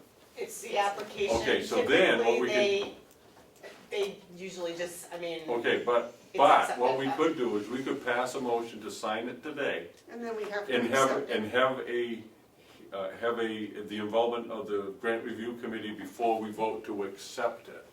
Once they award it, then we would have to say, okay, we accept it. That is true, that you have to sign. So that's where the grant review committee can come in. We go ahead and submit the Before we accept the papers money. with the understanding that we have to again vote Yep. to, good. Accept the money. and then what we can do is we can forward a copy of this to the grant review committee. Who has to sign that? You, as the chairman, chairperson, excuse me. I think that I don't even think we have to make a motion to sign this, I think we have to make a motion to accept the money when the money comes. No. I would make a motion. I think we need to, this is one of the things is we're starting to see it, when we come to an agreement, it's no longer the commissioners have decided, it's the county has decided. it's the county who is submitting this, and so that does require a motion. So I'd like to make a motion, All right, even though it's David's turn, I'll make it.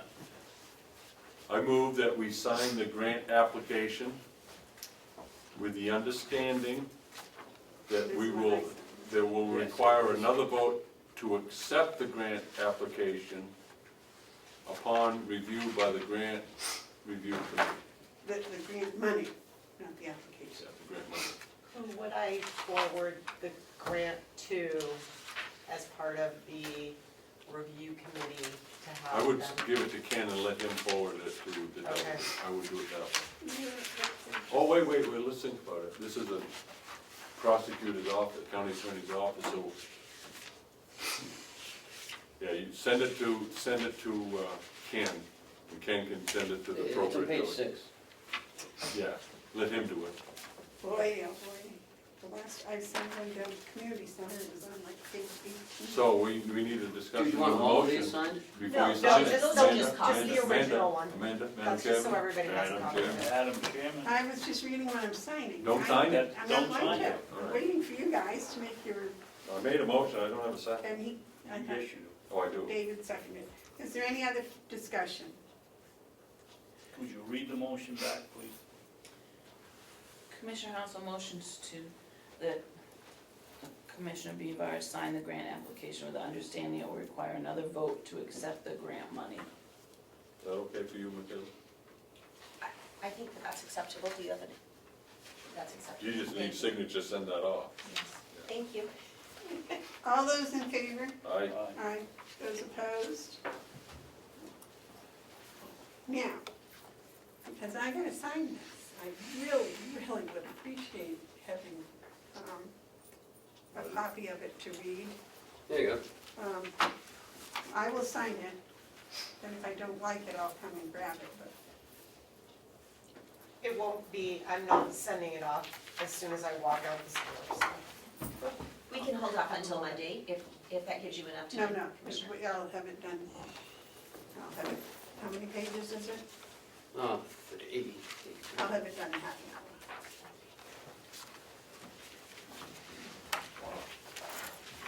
Take me a week to read that. Thank you. It's just money, It's- it's it's just not dollars as- and It's not cents. as, It's not as bad as it appears. I've read some that it's more than just money. Some federal grants include a lot more than just money. Those strings that I mentioned earlier. Well, we were at the subcommittee when she explained most of it. No, I understand, I'm not talking this grant, I'm just saying grants in general. It's quite often more than money. Okay, With any contracts, there needs to be full disclosure, and if you don't have that, you have no contract. So if you're agreeing to something that you're not informed about, you still don't have a contract. Oh, she's informed about it, we're I'm working. sure, but you know, these contract papers can change, even though you assume that they're the same. That's why we review them. That's right. that's why I want to spend half an hour reading it Half an hour, before it gets thrown. half a day? Oh, no, this is pretty straightforward. No, there's no, there's actually only a few pages that are substantive, the rest of it is just explanation. And the breakdown of the funds, which is the same as last year's. I just checked to make sure she was getting her money. Right. So. Do you have anything else you would like to share with us, Michaela? No? Do you have any questions for me? When's the next time you're going to be in court? We'd like to come and watch you. Oh, that's, well, we have, I think we have a jury trial going, it's Kim Tassari's, when is? Let us know, if it Let was- us- if you would, let us know the next time you're trying the case, and so that if some of us want to come and watch, we perfect. Yeah, we'll come walk and bring popcorn. I made it a I habit don't a think they'll let long you time in there. ago to stay out of court whenever I can. That's probably why. I avoid courts and dentist's office. Wanda, thank you so much for all Thank you you. I do. will speak with the Department of Justice about, I can do that. I'm sure that we can. If they could understand the time crunch that we're under, and not think of their own selves, because that's what they're doing. They don't care about our efficiencies. I will take that on. Thank you. Thank you for fitting us in.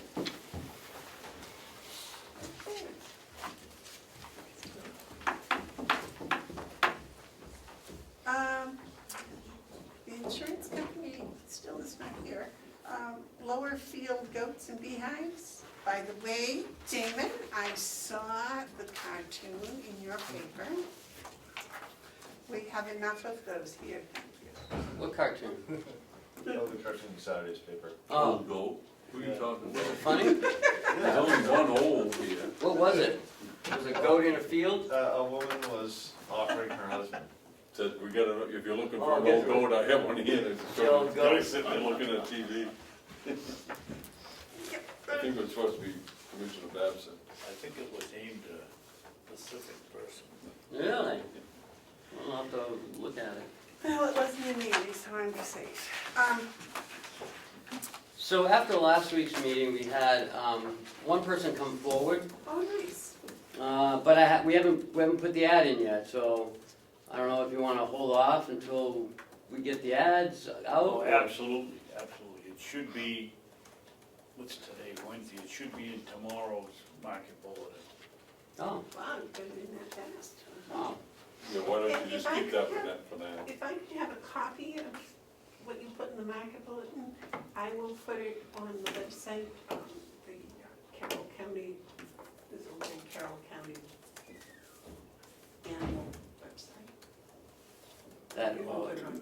that only animals. will Willie's have. will come today, we'll take a look at it. I get it off my head, so I. While they're watching TV. But this one is only if they can put some beehives out there as well. Beehives would be I'd love that. a positive. Okay. We need all the help, bees need all the help they can get. Yeah, that's Do what I we heard. have clover in the hayfield? Yes, So that would be very good. yes, be very good, and to give them better honey. Apiary, that would be a good use of that little field. Goats and beehives, I kinda like that. That can work out. Only if they sting the goats. What else? Do they also have goats? Yes, but the only way that they would do it is if they could put the beehives there too, so there was a stipulation. Well, I imagine that's because you gotta use electric fence for the beehives as well. You know, the one thing that we didn't discuss or do and put in the ad or, somehow we have to have the discretion of telling the people to take their animals and go if it doesn't work out. We can do that when we So settle. we have to have an MOU, Yeah. Okay, okay, because they are leasing land. okay. I like that we have one, and I like that we didn't talk about beehives. Just the other day, I was talking to my kids about the struggles that we're going to have if we don't solve the bee problem. Put a hive out back in the house. No, this takes a lot of work to be a beekeeper. They have classes, they're very good. The extension, well, that's not extension, what is They it? formed a Carroll County Beehive, bee collectors Yeah. association or whatever it is. Apiaries. I heard you got a beehive, don't you? Huh? You have a beehive, don't you? Yeah. Oh, good. And it has drawn a lot of attention. Are there any bees in it? Not in mine, it's just a new hive. I lost my hives. You put a fence around it, electric? Yes. Really? How long have you had it? Oh, I haven't put it on this year, but when I had the other ones that got American foul rules, Yeah, by law you have to burn everything you own. yeah. I did have it around that. Okay, gentlemen, the hiring policy, we had one we got last week from Mountain View. Well, I've had Howie change it to make it more, right, make it more countywide. And I just gave you all Yes, of that's a new one. a beginning draft. Yeah, but this is the last week. Yes, this is his newest, he just sent it to me this morning. Which is the newest one, this one? The one with the color.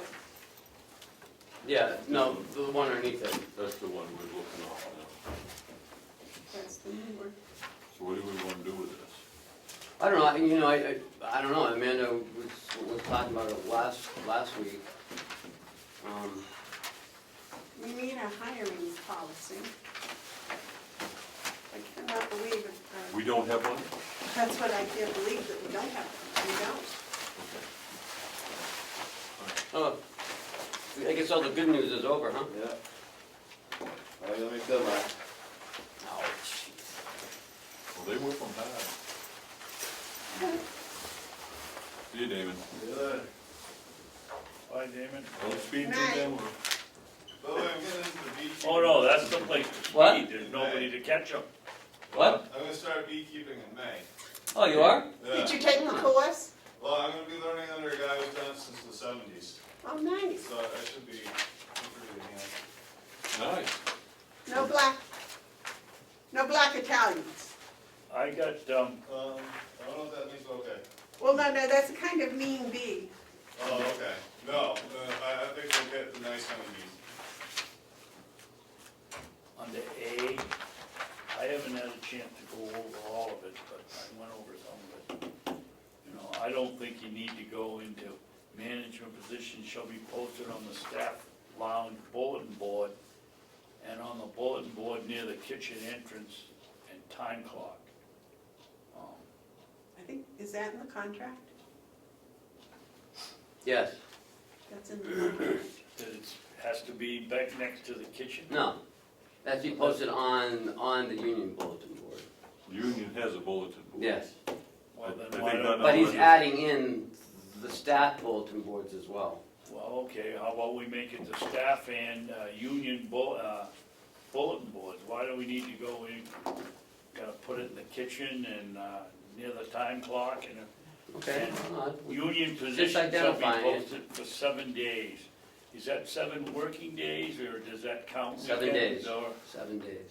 Because we're open 24/7. It's They 7 work days. 7 days. Okay. Should so say we- for 7 consecutive days, because the way it Okay. reads, you know, we say, well, we'll do it Monday this week and Tuesday next week, and we'll do that 7 times. Consecutive days. It's- I think I know what he means, but it should say consecutive days. So that's more oriented towards That's for people Mountain who, View. that might, yeah, This one. This is a draft that was found in Winnett's office.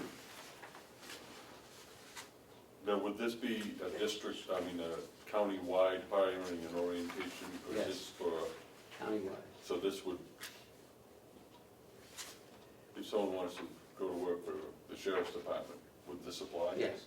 This would apply to someone who would to work for the registry of deeds? Yes. In, okay, then I'd like to take a week before we take Oh, any sure. action on it. Oh, yeah, well, absolutely. I would just, Well, you know, this is for, this is for like, just for discussion. Yeah, I Like- don't think I'm even able to discuss it without first Yep. spending more time with it. And I apologize, I did not study the draft. no, I just gave it to you this morning. I'm Oh, sorry. okay, so not, What draft? I don't No. apologize that I No, no, didn't. no. I didn't know if I had had this before and I didn't read it. No, What is no, it? I had spoke about it, but I'm slow. I don't know, I don't know. I was busy preparing my math lessons that I didn't. So, is that for everybody or just, No, I think I should have read this. no, line. that one right there? For Are you handing everybody. those out now? This isn't for everybody. anything that I've seen yet, this is Yeah. just sitting here. I sent you a copy. Well, We get too many I things don't- going pick on. one, pick one copy Okay, which one are we working and with? pass the other one Okay, we're on. not working off this right now. There. That's what you were supposed to do. Is there You got another one, Mark? copy I there? got one here, I guess, I You don't got know. one right there, David. And one is for Cheryl. There. Okay. You got one right there, David. See where it says the big D on the paper? This one? Yeah. Right here. We're not talking about that yet. Okay. We're talking And where about, did this come from? And what is this other one? it's just, Okay. One came from Howie. don't talk about that one yet, just talk this one. Okay. That's the one from Howie. Right. I can't have too many things in my head. He gave us one last week. Yeah, and this one's from Howie, so do we discard this one because we got a new one today? Yes. The one that says the nursing home, discard that. This one Yeah, discarded. Discard. This one goes out. Right. Put that all in the car. And that was the one I was supposed to have read from last Yes. week. Yes. And I didn't. So I need another week in order to consume this one. And now I guess we have this one to look at as well. I don't know what this one, well, we've off this one yet, because we're still on right. This is gonna come up on the commissioner's update. Well, it's part of it's another hiring policy thing. And why do we have two? Why do we have two? Well, because this one was how we presented this one. Yes. This one was one that Lynette had done when I asked her, when we first asked her to work on one, Yeah, and this was found in her office, okay. All right, okay? so, And then, so we Well, it should still read both. lead- it still leads to the question, why don't we have one hiring policy? we I should, need a week before I can figure out which. Absolutely, absolutely. I believe we should have one that fits the entire. I do too. Oh, yeah, I'm not gonna have two hiring policies. I'll put that right there. I don't remember to read it. I won't. Put it So, there. We can't do anything, we have lost our right to secretary. know requests. We lost our secretary. Oh, Now, try to make a phone call, so we're right back. we're a body without a head. You know, maybe it'd be a good time to take a quick recess. Yes, gentlemen, we can take a recess until 11 o'clock. Okay, we're back in session. Recess is over. Oh, I feel like such a teacher today. But they had about 35 to 40 members of the public show up. What were they doing? I think you gotta start over for the camera. Belknap County is the commissioners are trying to reopen up the budget discussions. The delegation cut a substantial amount of money from their budget. They just built an $8 million community corrections facility, and the county's claiming now that they can't open it because they don't have adequate staffing levels. They also cut 2 sheriff positions and 2 activity aides in the nursing home. And they cut all outside agencies except for 2, soil conservation and community action. But they did reduce it several tens of thousands of dollars. So the commissioners called a delegation and asked for a meeting. Apparently the delegation had it set for last night, but on Friday evening they end up canceling it, unbeknownst to the commissioners. And so the commissioners were rather upset that they had asked for a meeting and the delegation didn't want to meet.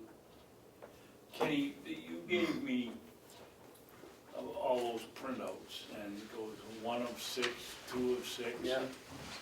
There's a long letter in there, almost, From Hunter Taylor? but it doesn't show who signed it. Yeah, I think it was Commissioner Hunter Taylor, How do you know that? because I read the same letter. Did you print me the same Yes. letter? Yeah. Well, it goes from 1 page, it goes over to 3 pages, pages, yes. and the last is just a sentence, and it doesn't say at the end Oh, of you the must last have mixed sentence. it up then. No, I I think at my age, I can probably count to 6. Well, I don't know, I mean, you are a year older. Yeah, okay. The next is the RTK, the right to know request. Yes, Update? we have reviewed, gone over everything. Again, I updated last week, this week. Everything is ready for Mr. Representative Comeau to come in and scan his documents if he wants to. We do not have anything, again, from 1998 to 2002. That's been long gone. It's been long destroyed. And we are missing 2006 for some reason. When we moved the archive room from here down to the annex, somehow 2006 is missing. But we have 2003 through 2012 12 in both dental and medical, which he's requested.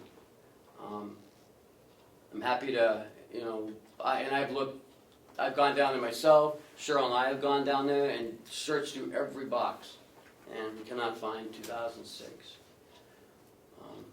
But we are happy to, you know, get this information for him, and we're ready for him to come in and scan it. Liz Bailey has been working with us to formulate the response letter back to Attorney Hippel, and we look forward to Representative Comeau to come back in and scan the rest of the documents for her. He had quite a bit to say about the missing papers and the amount of papers that we didn't have or didn't give him at the selectmen's meeting on Monday night in Ossipee. I did, Damon did write an article about it last Friday, which in turn has created it's become a newsworthy story again. Channel 13 out of Portland came down and asked some questions about it and asked for some documents that we did provide to them. So I guess to quote Commissioner Hounsell, we're carrying the dead body on our back. Yeah, well, I'm not. It's a dead body that I don't want to have us put on our back, and I don't think we are. I think I commend Ken and ourselves, because we've taken the position that Representative Comeau is entitled to every document that he's asked for that we can provide for him. No one's hiding anything, not at the county level anyways, I'm convinced of that. There's been a request for information on the right to know, and we're doing everything we can to expedite that and expedite that and get that information to Representative Comeau. What he does with it and how much more information he may seek is up to him.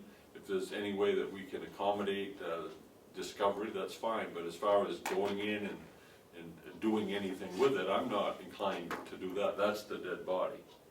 There's two different issues. Representative Comeau, for his reasons, and he doesn't have to explain them to us, has requested information, and we're providing all of that we can. We can't produce things that we don't have. And so when that is done, if he has further requests, then we can act at that time. But there's no dead body, in my estimation, that I'm looking to carry. But that doesn't mean other people may not have other plans, but I won't speak to those because I don't know what they would be. Our responsibility is being met. And I commend Ken and Cheryl for putting in the time and effort to do it in accordance with the law. Anything else? Okay, the budget. Yellow folder first. Yeah, right with the yellow folder. Oh, yellow. You skip that. You know, why don't you take one of your used stickums and put it right on the agenda every week? Because every week you miss the yellow It's folder. yellow. That's Well, I mean. that means caution, so I try to cautiously go around it. Here's location checks this month. This one is for Kathy Bevard, $1,333.33.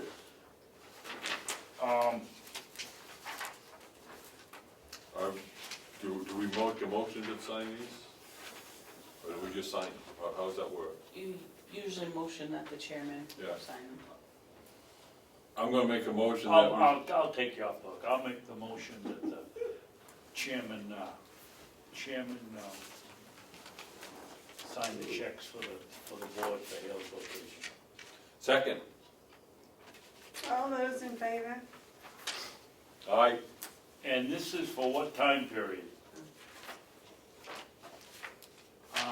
Discussion? There's no report attached to it at this time.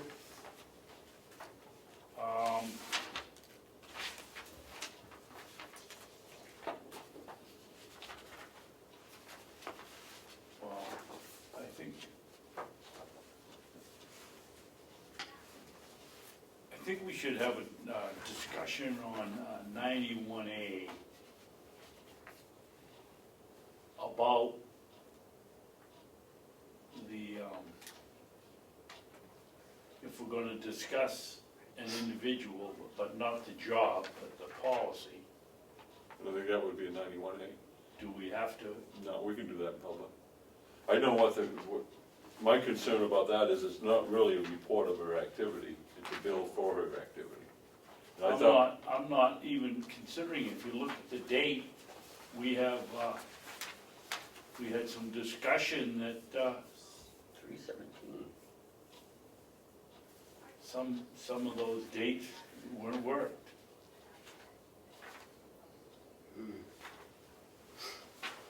I don't, I'm not sure what that's for then. It's halfway through the month. I don't know.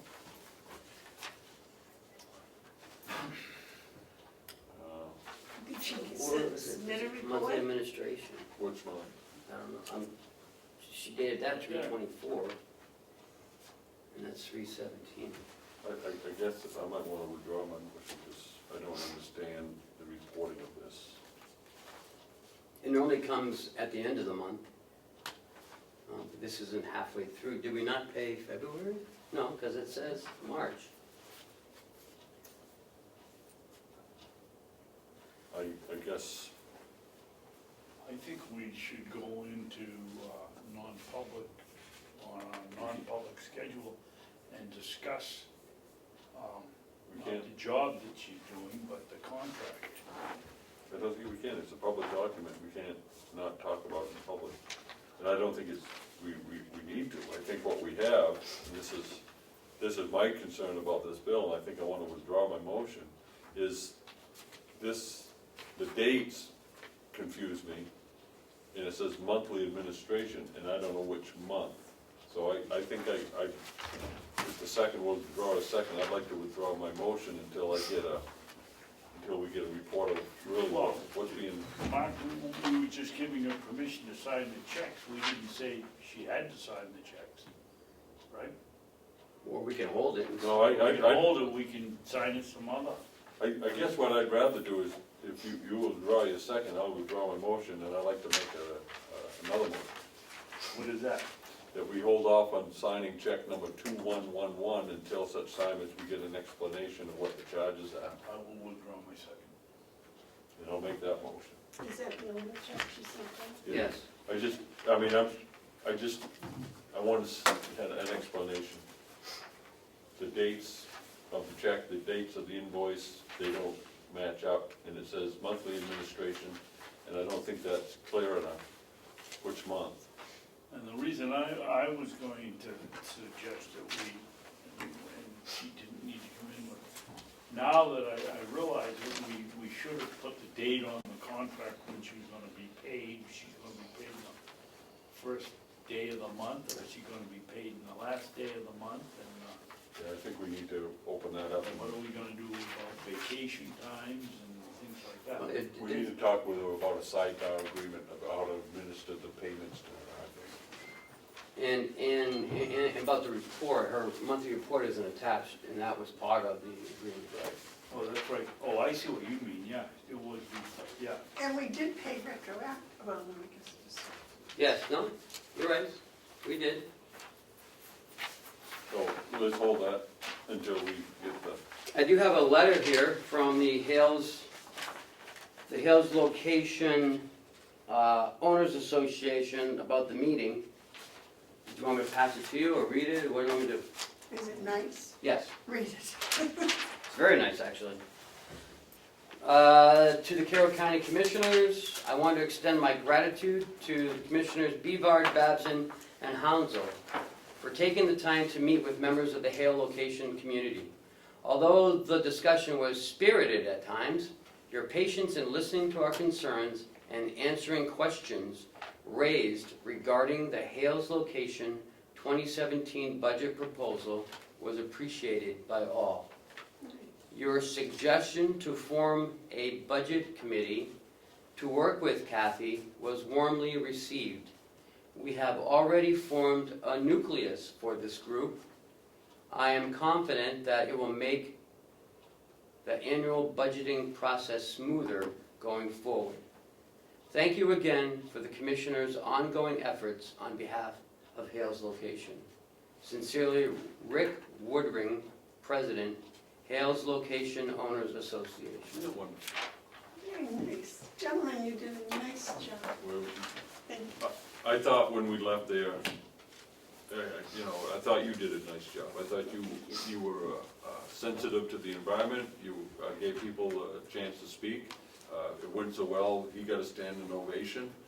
Well deserved. But what I would like to do is I would like to have a hard copy mailed to each of the members of the delegation. Okay. And the reason for that is I went down with Ken and Chuck on Oh, yeah. on Thursday.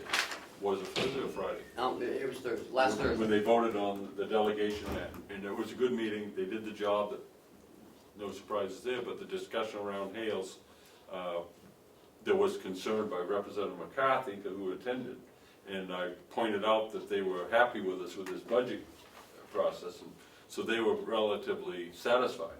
I think it would be good follow-up to send a copy of this to each member of the delegation to show that we said what was accurate. Somebody was. And I don't know if it has to be a hard copy, it could be a. Scan and email? Whatever, just as long as they have it, you know, especially Representative McCarthy. Especially all of them, but I think Representative McCarthy, who showed an interest by going to the meeting, would be happy that, because he was a part of that whole conversation. In your packets, you'll have, there's a email from DRA to me on the use of Hales Location unassigned fund balance in determination of the tax rate. Which, that's in the packet, and Yes, what is sir. the, It's an email, email? it's right on top, I think it's right on top there. Nope, over towards me. Oh, yeah.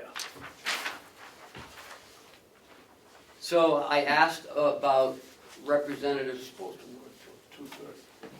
I asked about Representatives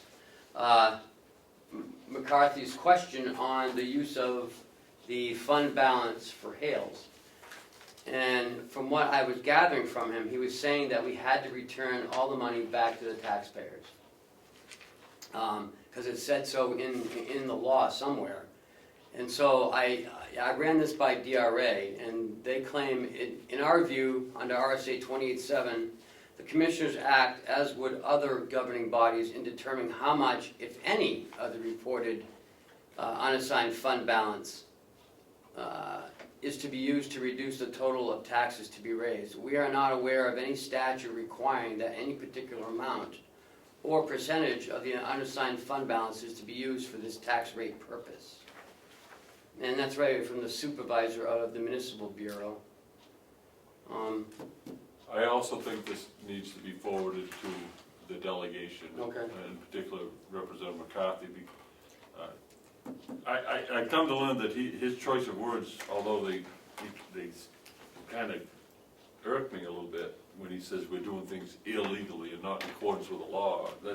Those words, I'm come to find it's not really, he's not really saying we're breaking the law, I don't believe, but his words seem to put that impression, and this settles that. We're not I think breaking I any law pointed with that fund out, I balance. mean, if you sat down and thought about it, if you gave back all your unassigned balance, you wouldn't have anything to get you through the first 3 months of the new Right, year. right, so, And you heard him when I asked him to read it again.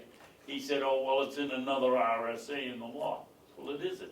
well, I think that, you know, he has his position and he has stated it publicly. So I think it's important to state a response publicly, and the response is, we are not doing anything contrary to RSA laws or DRA rules, administrative rules.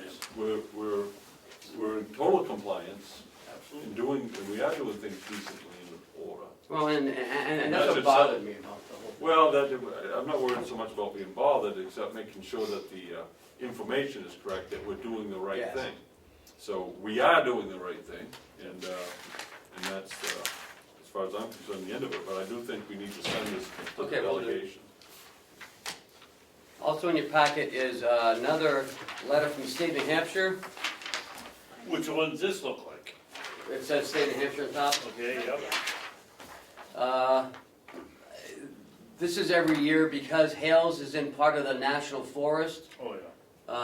The state sends us back some education money. This year it's $594.78. What it is the federal USDA sends us the money through the Department of Education. The State Department of Education isn't giving us a penny. So I think that those little nuances are important. What do we normally do with this money? Goes into their revenue. I don't know, I sent up to Kathy and. It's their revenue. It's Oh. revenue too. Okay, The Hales location will get $594.78 from the USDA. There's so much something, going. Goes in their fund balance. you're probably correct, Mark, because I've done this for 4 or 5 years. But it seems to me, the argument was that Albany sends their kids to the Conway school. And, I mean, Hale's location does. I don't remember if we divided it up, whether it was, I think it was the Albany money that we divided up, but I think we didn't just take the money and run. We did something with it. Well, it says, and please provide a written response indicating which school districts within your county have been designated to receive the funds. Yeah. Well, we're talking about unincorporated towns, so that's one, it's Hales. This has to do with unincorporated places. So would it go to Hales or to the school? It goes to the Hales because there is no school, even though we have a superintendent, he's a superintendent of an entity that doesn't exist. But he does a good job with it, he gets applause. He does a good job. So it doesn't I exist. think, my recollection was we've, I think, sent the check right to the school department. Why? 'Cause it's- Yes. well, that's What it school says. department? That's what Cheryl says, yeah? What school department? SAU 9. They're not part of SAU 9. Hales location is not part of Hales. Yeah, but the students go to the elementary school kids, or And the they're high going, school and they're kids. gonna get paid so much from doing that, that's in the budget. This is revenue to Hales to offset that. They're going to spend that much money in education from their budget. Well, I guess we assumed all these years that if we send the Hales location check, that the SAU, under your direction, will subtract that amount of money from what we owe. We don't send, No, we you don't don't. give money back.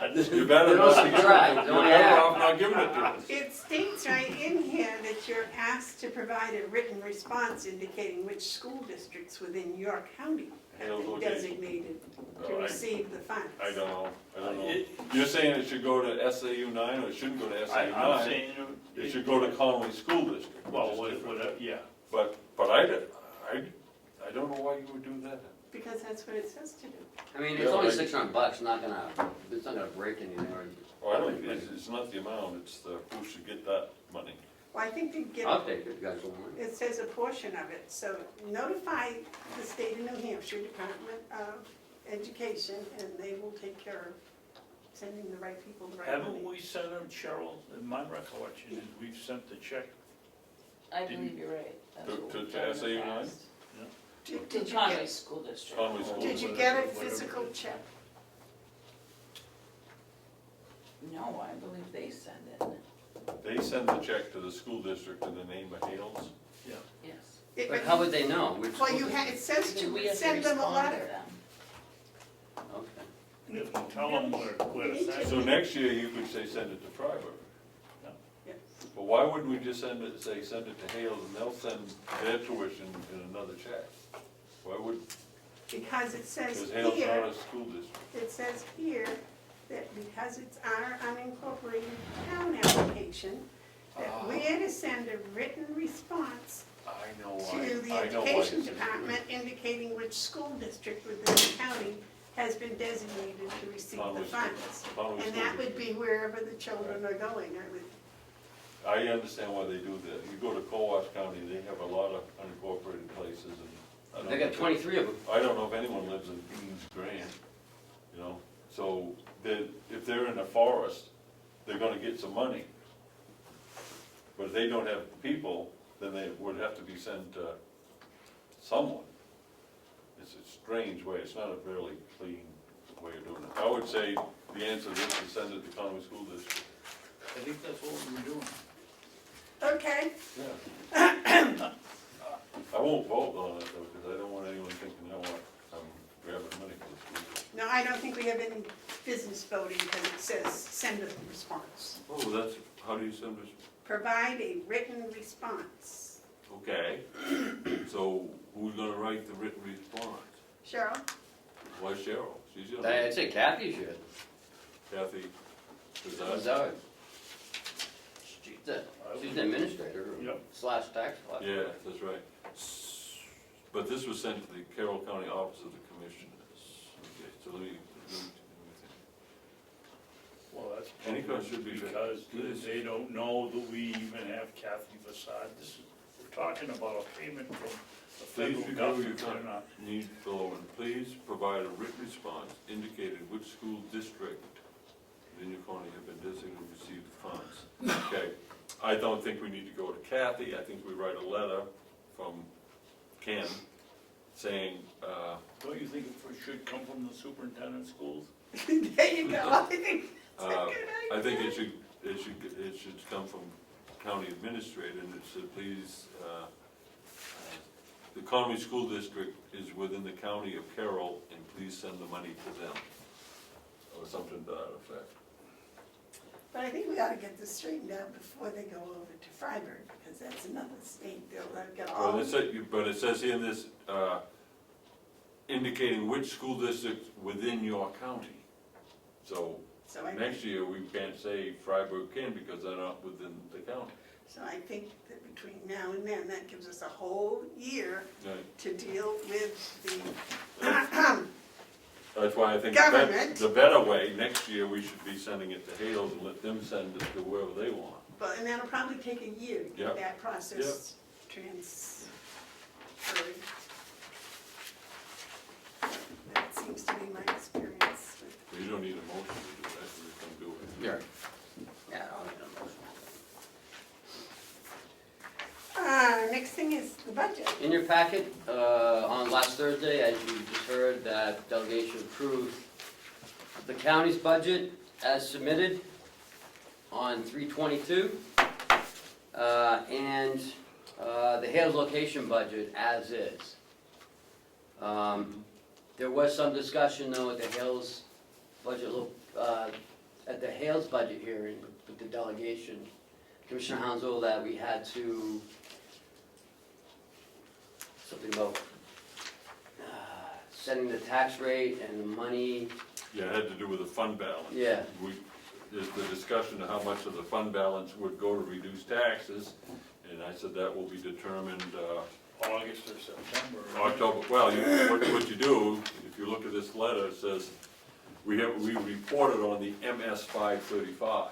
Yeah. And so we're not at that point, so that usually takes place in September or October.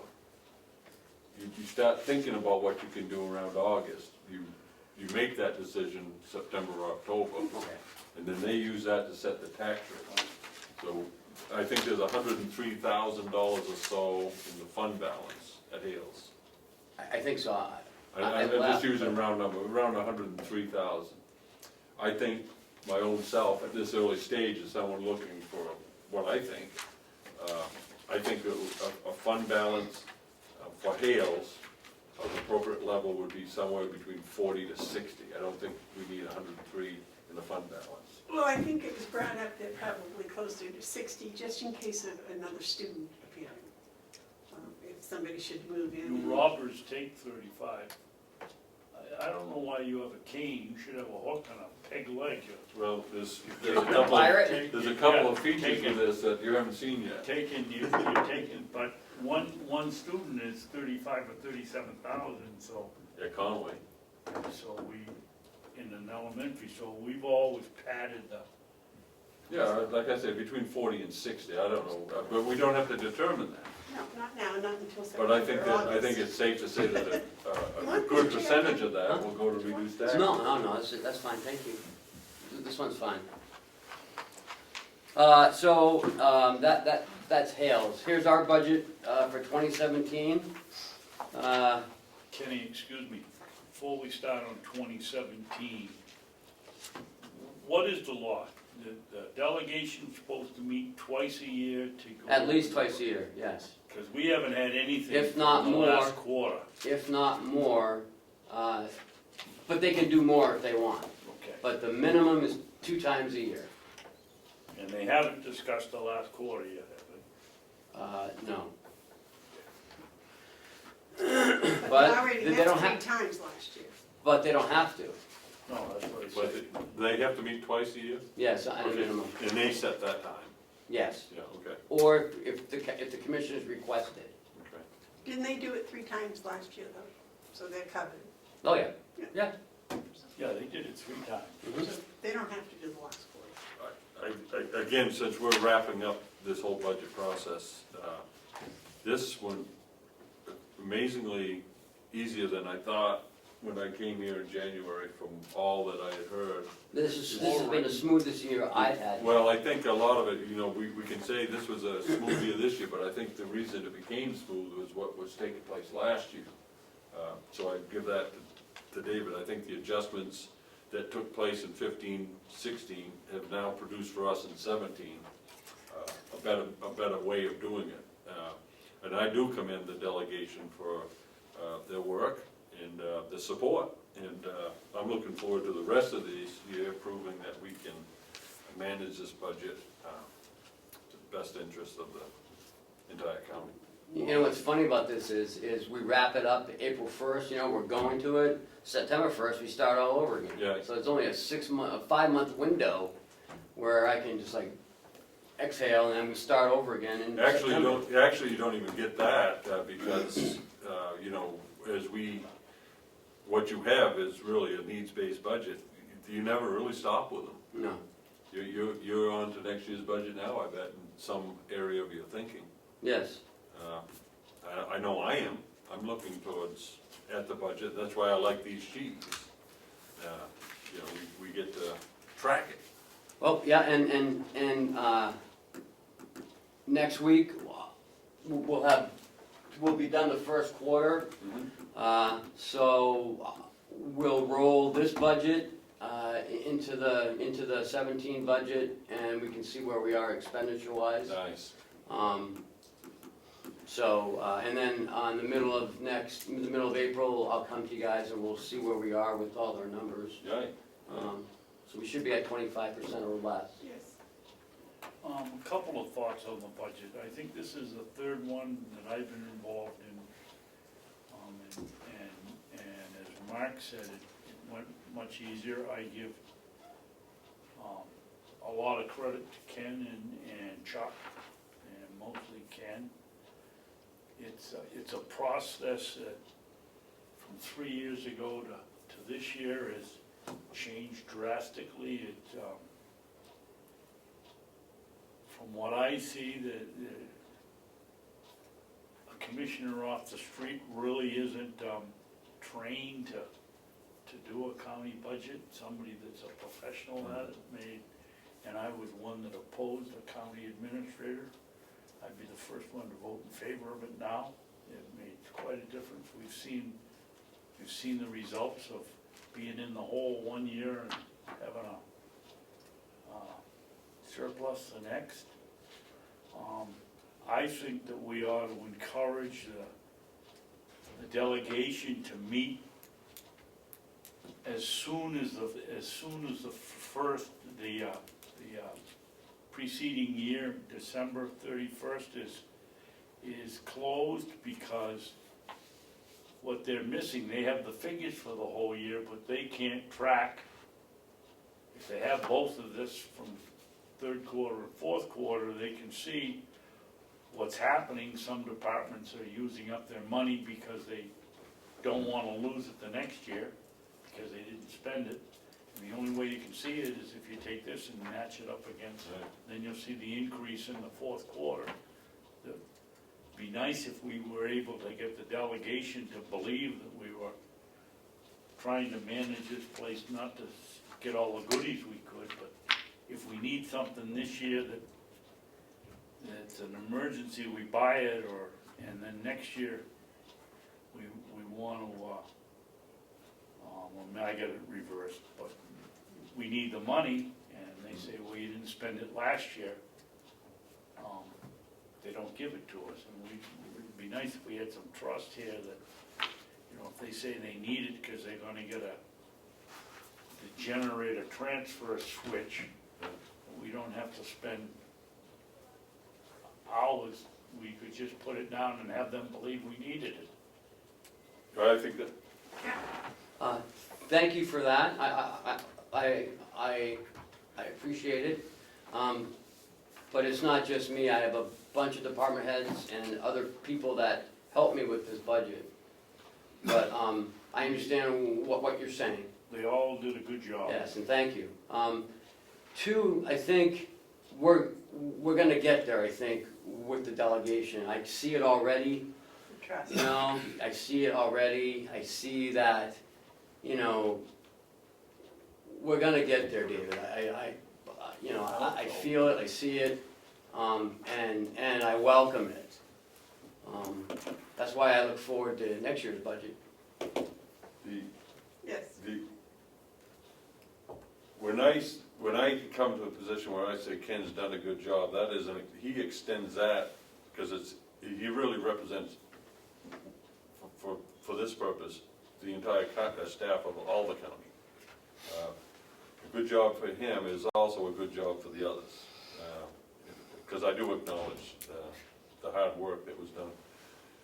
And we are moving in the right direction, and that's important, but there is something we have to do as we proceed on that right direction, and it's something we have to do as fast as we can. Representative Cordelli has been asking and is quite anxious to get the complete final list of encumbrances from 2016. And the reason that hasn't been forthcoming is we're waiting for the audit to be completed, as I understand it. There was some information that Chuck needed to get in order to be able to complete that list. But I do hope that we can satisfy Representative Cordelli and his colleagues' request for that list of encumbrances. They're here tomorrow and Friday, Okay. so I think But I do think it's important that we understand that that's an important piece that we haven't produced in a timely manner. But I think we've done the best we can to produce it as best we can, but we gotta work on that part of it, because it goes with what Commissioner Babson says about that fourth quarter. That's when you start seeing, not in this organization, but you can see a lot of spend down that aren't necessarily politically wise. In other words, you can spend money to get rid of the money, and at the same time raise the the upsetness of the delegation. You gotta communicate. That's why these reports and these meetings and everything is good. We're communicating, we're transparent, and that's what's gonna bring us those better days.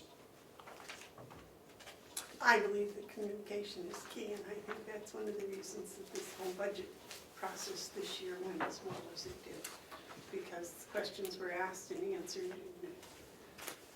another thing that was discussed last Thursday was the money for the Kronos paymate system. Currently, it's still in contingency, but at the next meeting, there will be discussions to pull it out and to put it back into capital expenditures. I hope that happens. But were there reasons for leaving it? Some questions apparently that they still have about it, and Kronos was getting back to Chairman McConkey on that. and I think, is that what he said? Yeah, And at the next meeting, that Ed Butler, Representative Butler will be asking to pull it back out, and that it may happen that time. I think they might have done it the other day, but Chairman McConkey and others were looking at some of the finer details of the Kronos, and I think it's wise to allow them to have that time to get comfortable with it, and it'll be coming. But I think the temperament of the delegation was, they're pretty close to transferring that out of contingency, but not until they are comfortable with what it is we're buying. And I think it's important because we need to have them also aware of the next change that we have to make with the other program. Yes. I think- That's coming for next year. Next year, Yeah. yes. So we need to, I think, take a holistic look at this. And that's it. Okay, well, 1:12, okay. We're coming back at 1 o'clock, we got it non-public, but we're coming back at 1 o'clock for 2 o'clock. 2 o'clock. 2 o'clock for a non-meeting. Oh, I see, it's right there, I'm sorry, I didn't even see it. That's okay. I want to just keep you updated on April 17th at the Gibson Center presentation. That's going to be huge. We're very excited about this. Commissioner Hounsell and I talked with Howie about it yesterday. It's getting pretty exciting, and I really can't wait. It's coming in less than 3 weeks, so. The enthusiasm for this in the northern part of the county is quite good. A lot of enthusiasm. I'm actually thinking that the room may not be big Might enough, not be big enough. but that's okay. Gibson is excited, and we're seeing, I think, the connection between two extremely valuable institutions for serve the people of the county, the seniors of the county. That's the Mountain View Nursing Home and the Gibson Center. For those two organizations to be connected in communication and relationship is good news for senior citizens of Carroll County. How many nursing homes are there in Carroll County? 3. It's 3 big ones. There's the one on 171 it's I don't know what it is, it's a home care center, but they have live-in residents right there at the Four Corners.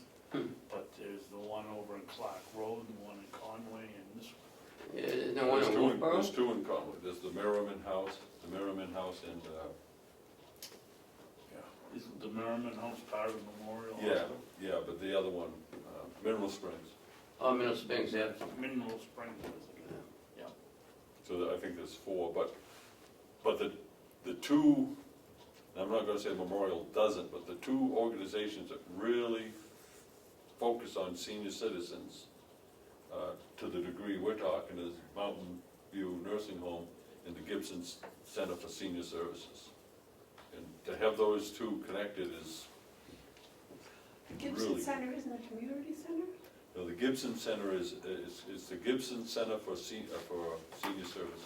Yeah, it's a lot more than a It's totally, community center. it's nothing to do with the community center. It's, they do Meals on Wheels, they have daily meals, it's just They do everything. they outreach, they don't have residential care, they do have a place at Silver Lake, Oh, yes. on Silver Lake, On Tuesdays, you can go over there. Assisted living or something. yeah, but this, Silver Lake is associated with the Gibson Center? yes. So I'm looking forward to you both getting to be introduced more deeply with the Gibson Center, because I think you'll find them quite a positive experience. And I learned this morning that Chuck Henderson will be there. Oh, good. Oh, You'll be he there? wouldn't miss it. Well, He wouldn't miss it. yeah, we want him there. If it's a public event, Or he's gonna be there. as Jim Chandler would say, he will come to a letter opening. Yeah, Do we have a non-public Yes. you want to read us in?